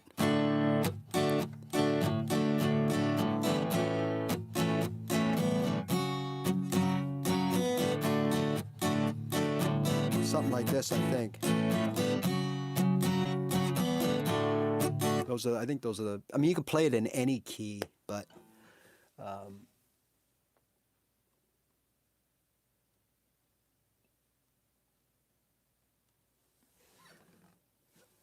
information is where it's at, yes.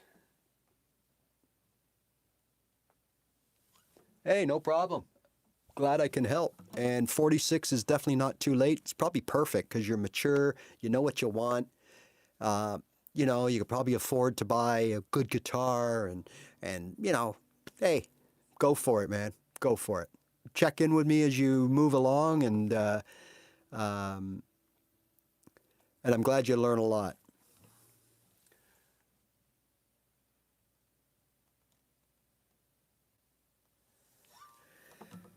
Good. That's what I like to do. So just take it slow, learn a little bit at a time. Don't let anyone put you down for what you're doing or how you're doing it, okay?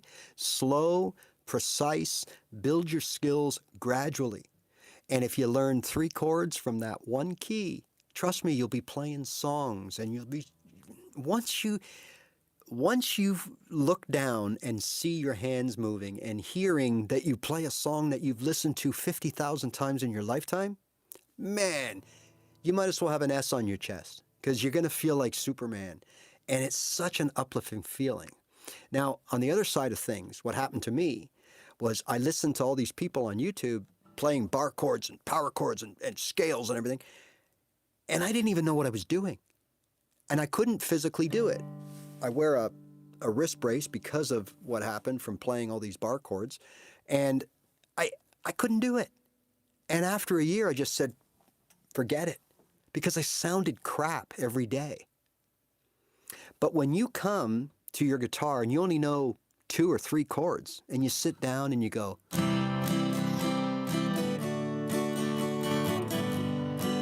wow, da-da-da. Bum, bum, bum, bum. Bum, bum, bum, bum. Bum, bum, bum, bum. Yes, it's simplistic, absolutely. But it sounds good. It sounds like music. And when you hear yourself doing that, you want to do it more. And your brain says, hey man, keep going, keep going, keep going. And the more you keep going, the better you get. And you elevate yourself quickly. However, when you do this every day,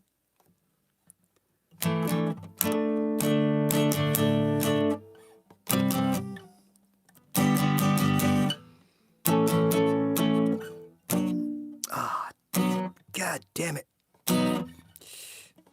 Ah. When you do that every day, guess what? You're going to quit. That's the reality, right?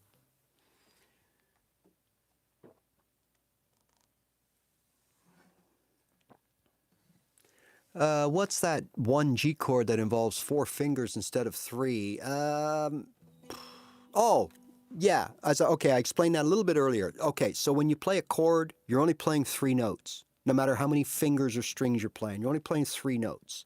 So when we play a G, if that's what you're talking about, we're playing G, B, and D. Those are the 3 notes of a G chord. When we do this and play all the strings, we're playing G, B, D, G, B, G. Those are all the notes we're playing, open or fretted. It's only 3.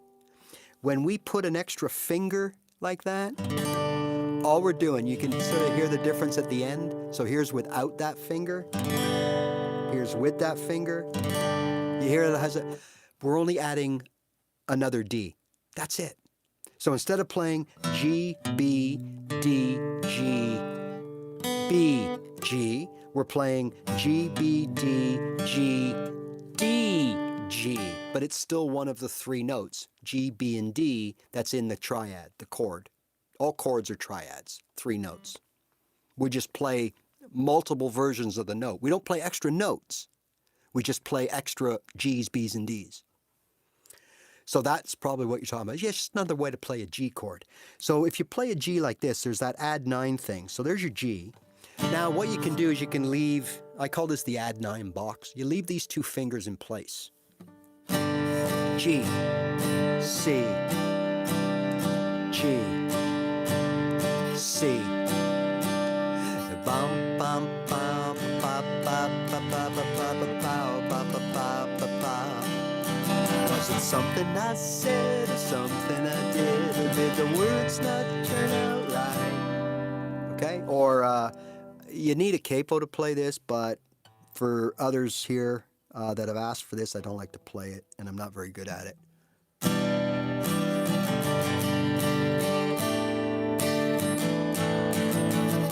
Okay, you can play that too, and you just keep your 2 fingers down on the bottom. Should have a chord on it, I think, or a capo. I think it's capo 2.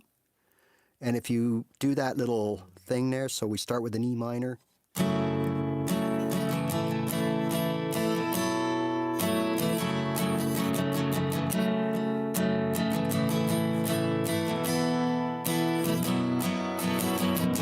Today is gonna, right? Okay.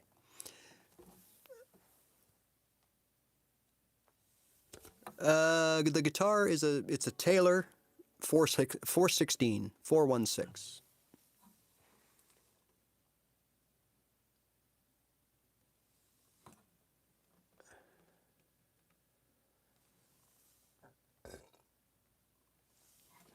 Thank you. That's right, Rob. You actually slowly learn, but the beginners and people that aren't career musicians tend to think, oh, wait a minute, there's something wrong because I shouldn't know this. My ear shouldn't be telling this because I don't know what I'm doing. But you do know what you're doing because we've listened to music since we were how old? So you're right. You can learn by ear without realizing it. Practice, repetition.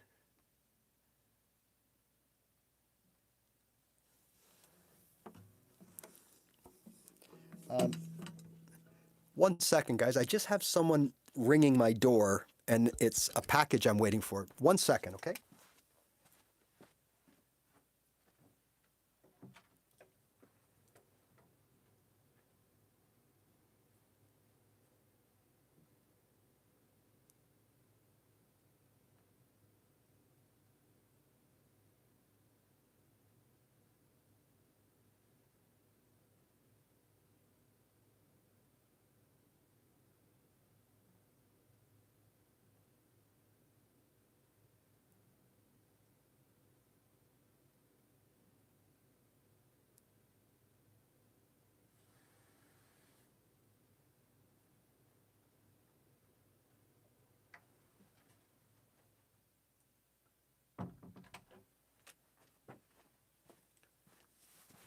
All right, sorry. I was expecting some cables so that I can hook up my speakers properly. And it wasn't an Amazon thing, so they don't just leave it. I didn't want them to give me a card and I have to go to the post office. But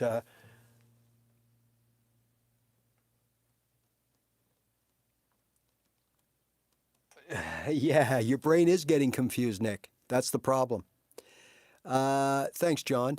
Nick, anytime, not only with guitar, think about this. Anytime we take on something new, we're not going to be very good at it. And the perfect analogy that I give is this. How many times have you done this?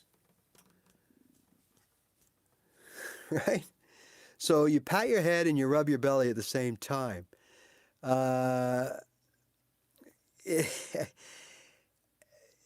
It's hard at first. Sometimes after 10 seconds we get it. Sometimes it takes 10 minutes or 10 hours before we get it. And that's the same with guitar. So what you're doing right now, I often compare this to being a juggler. Learning, adding balls, juggling 2 balls and adding a third. You're going to drop them all and eventually you're going to figure it out. And that's what you're doing. So that's completely normal. In fact, for me, I had been playing chords and I went out to my first group jam. And all I knew how to play was about 3 chords.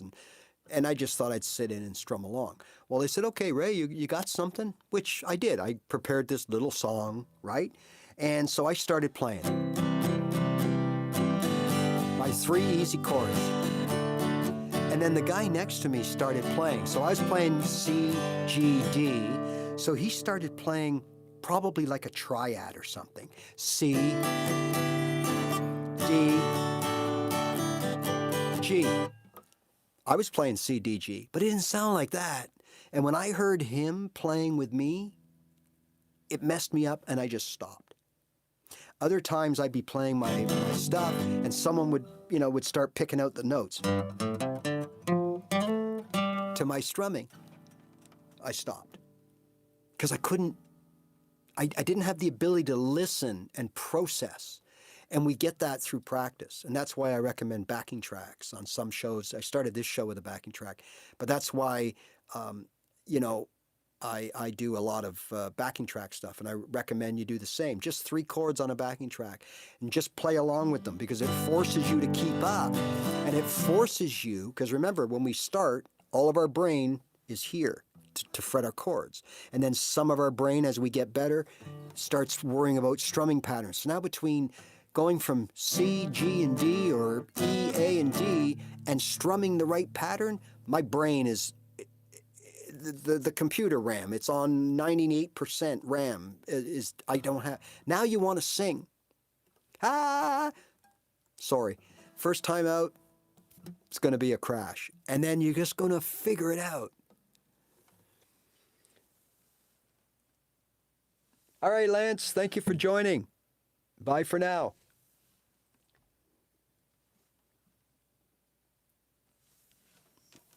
So that's normal. If you just keep doing it, right? Hey, hey, what do you gotta say today? What do you gotta say today? If you just keep doing that, eventually you'll be able to do it. So that's like the juggler adding that 3rd ball, right?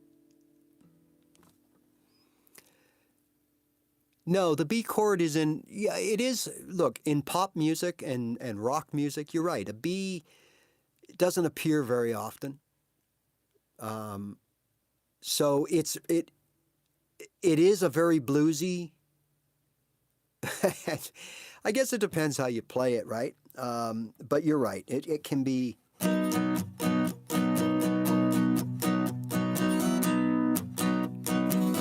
Now, B minor is Hotel California.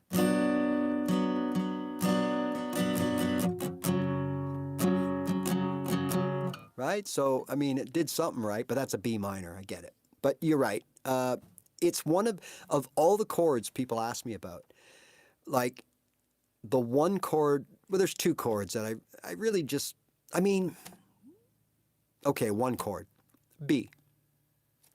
If you could get by without that chord, or one chord, it would be probably B. Then I would probably, and again, it depends on what kind of music you play, but music I play, you know, I went the first year or two not needing an F. I mean, ideally, I would have liked to have learned songs with an F in it, but I just said, I'll wait, and I moved on, and I didn't really care. I didn't miss playing those songs. Then when I learned how to play an F, I went back and revisited that. B is another one like that. But if you're having trouble with it, you don't have, look, you don't have to play it as a bar chord. You can play it as a triad, okay? And again, big intimidating music word, but here's all it is. I covered it earlier. You probably weren't here because people come and go, but I play my A with one finger like this. There's my A chord.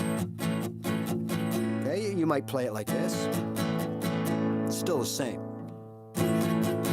All you do, if you want to play a quick, easy, cheap B, just move it up 2. Here's a B.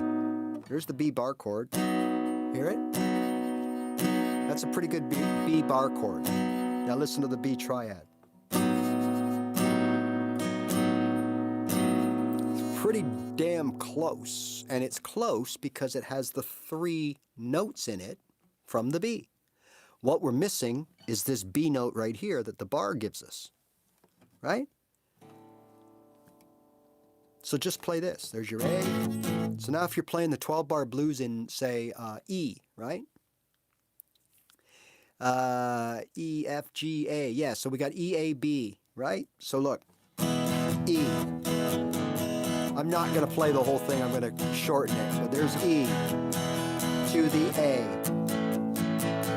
Back to the E, yeah. To the B. Ba, ba, ba, ba, ba, ba. Done. Okay? Yeah, I could have played it this way, but I like this way better. Done. So if that helps, fantastic. So if you play your F this way and your B this way, then it comes down to there's really one important bar chord that comes up all the time if you play in certain keys like D and E, and that's your F sharp minor, and that's that one right here. Okay? And B minor. B minor was the first bar chord I ever learned. And what I did was, instead of, it's the smartest thing I did without knowing it as a beginner, was when I decided to learn a bar chord, B minor, okay? There it is there, right there. When I decided to learn that, I only learned that. In other words, I didn't start thinking, okay, B minor, oh, that's a C minor, C sharp minor, D minor, E minor. I didn't do any of that. I just said, how do I play a B minor? And I just learned how to put my guitar, like put my hand on my guitar from scratch to the B minor shape. Once I could do that on a regular basis, once I could do this and play a decent sounding 4 or 5 times out of 10, that it sounded good, the other times it sounded, you know, okay? Then I started doing this, B minor to all my open chords that I knew. B minor to A, to B minor, to C. Even if they're not normally played together, I did it anyway. C, B minor, D, B minor, G, B minor, you get it, A or E, B minor, and I just went back and forth constantly. I did that, I don't know, a couple days, on and off, 3 days, 4 days, and next thing you know, my B minor was probably 7 hits out of 10, 3 clunkers. That's not bad for starting out. Now it's a lot better. It got better pretty quick, but that's all I knew was the B minor. So I knew my open chords, right? G, C, D, G, B minor. Now I could go to that B minor when I needed to. And I realized it's a very important, it's got a certain sound that, and you know, you're trying to find what that sound is. And all of a sudden you play the B minor and go, that's it. That's the sound in that song. It's a B minor. So anyways. All right, Lance, thank you for joining.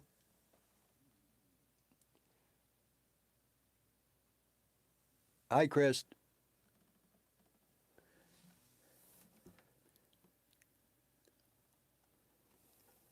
All right.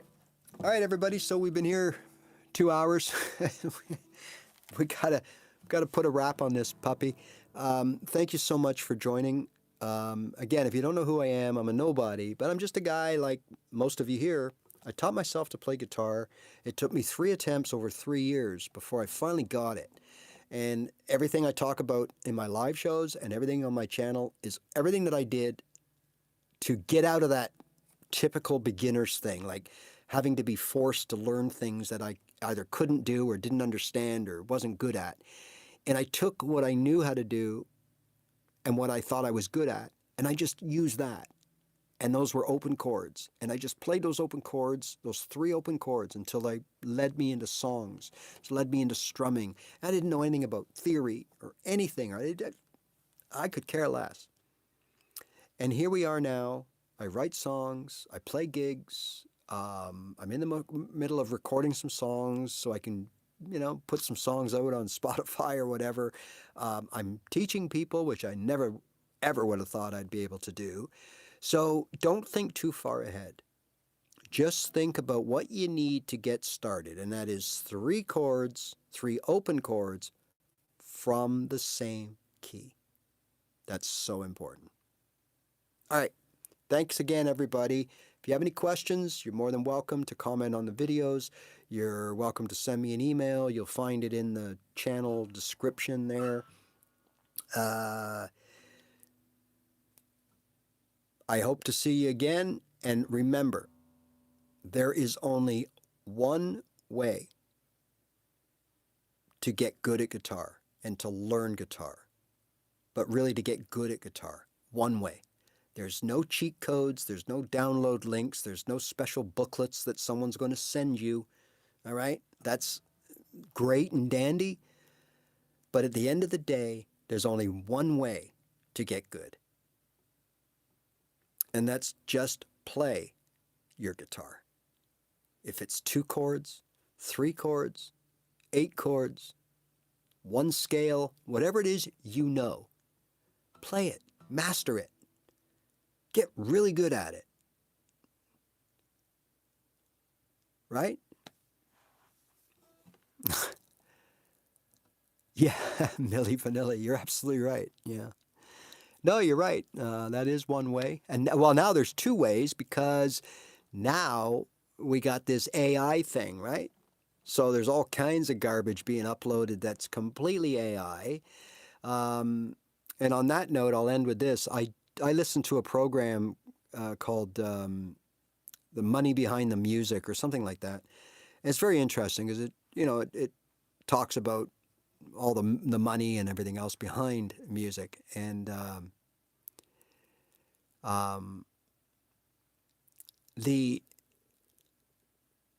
every day there's been 100,000 or more tracks, AI-generated tracks, uploaded to Spotify or music places in general.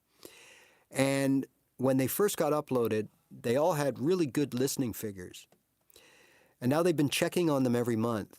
And as every month goes by, there's still the same garbage being uploaded to these music sites.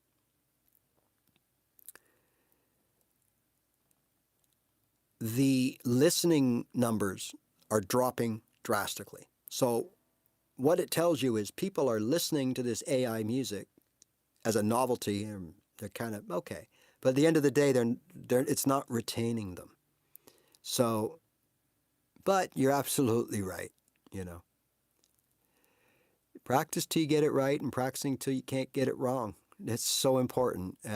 Many of you today have kept pointing out and putting your comments in, practice, practice, practice. That's the secret to learning the guitar. There is a secret. I did a video on that. There is a secret to learning the guitar. But it's not what you think, right? It's not a cheat code. It's not a downloadable booklet. It's not a one note that unlocks the fretboard. It's none of that. It's practice, right? No, I don't play Spanish. Flamenco, I do not. I think it's flamenco, but I don't play it. Hi, Gene. Sorry you got us at the end of the show here. We've been on here for a couple hours. Now, in the fall, I know it's coming up to fall, but in about another month or so, I'll be posting a schedule, and I'll be here on a certain specific time and days every week, right? So that you can establish a routine. I'll also be offering one-on-one and group lessons. That's in the works right now. I think we're just figuring out the best way to do it technology-wise.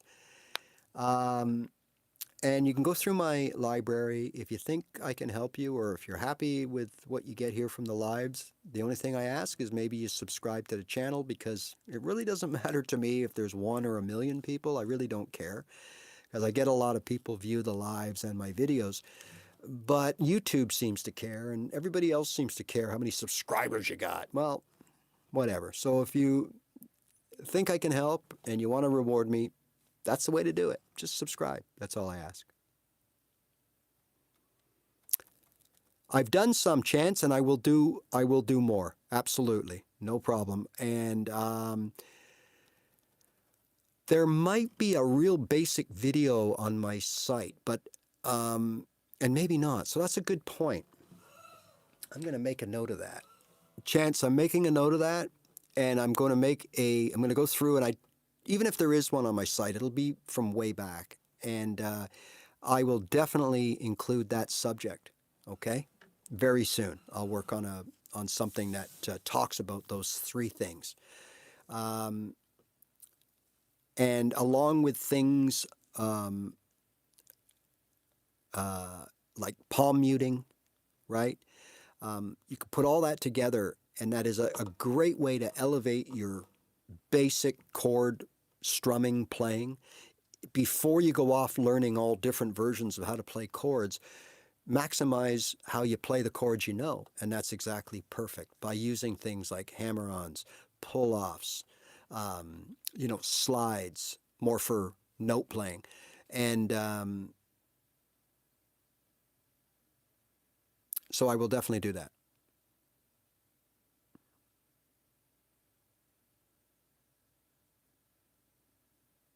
Okay. Maybe you should go to Marketplace there, big city. All right, Chance. All right, everybody. Thank you once again for joining, and we will see you shortly, okay? So in the meantime, happy practicing.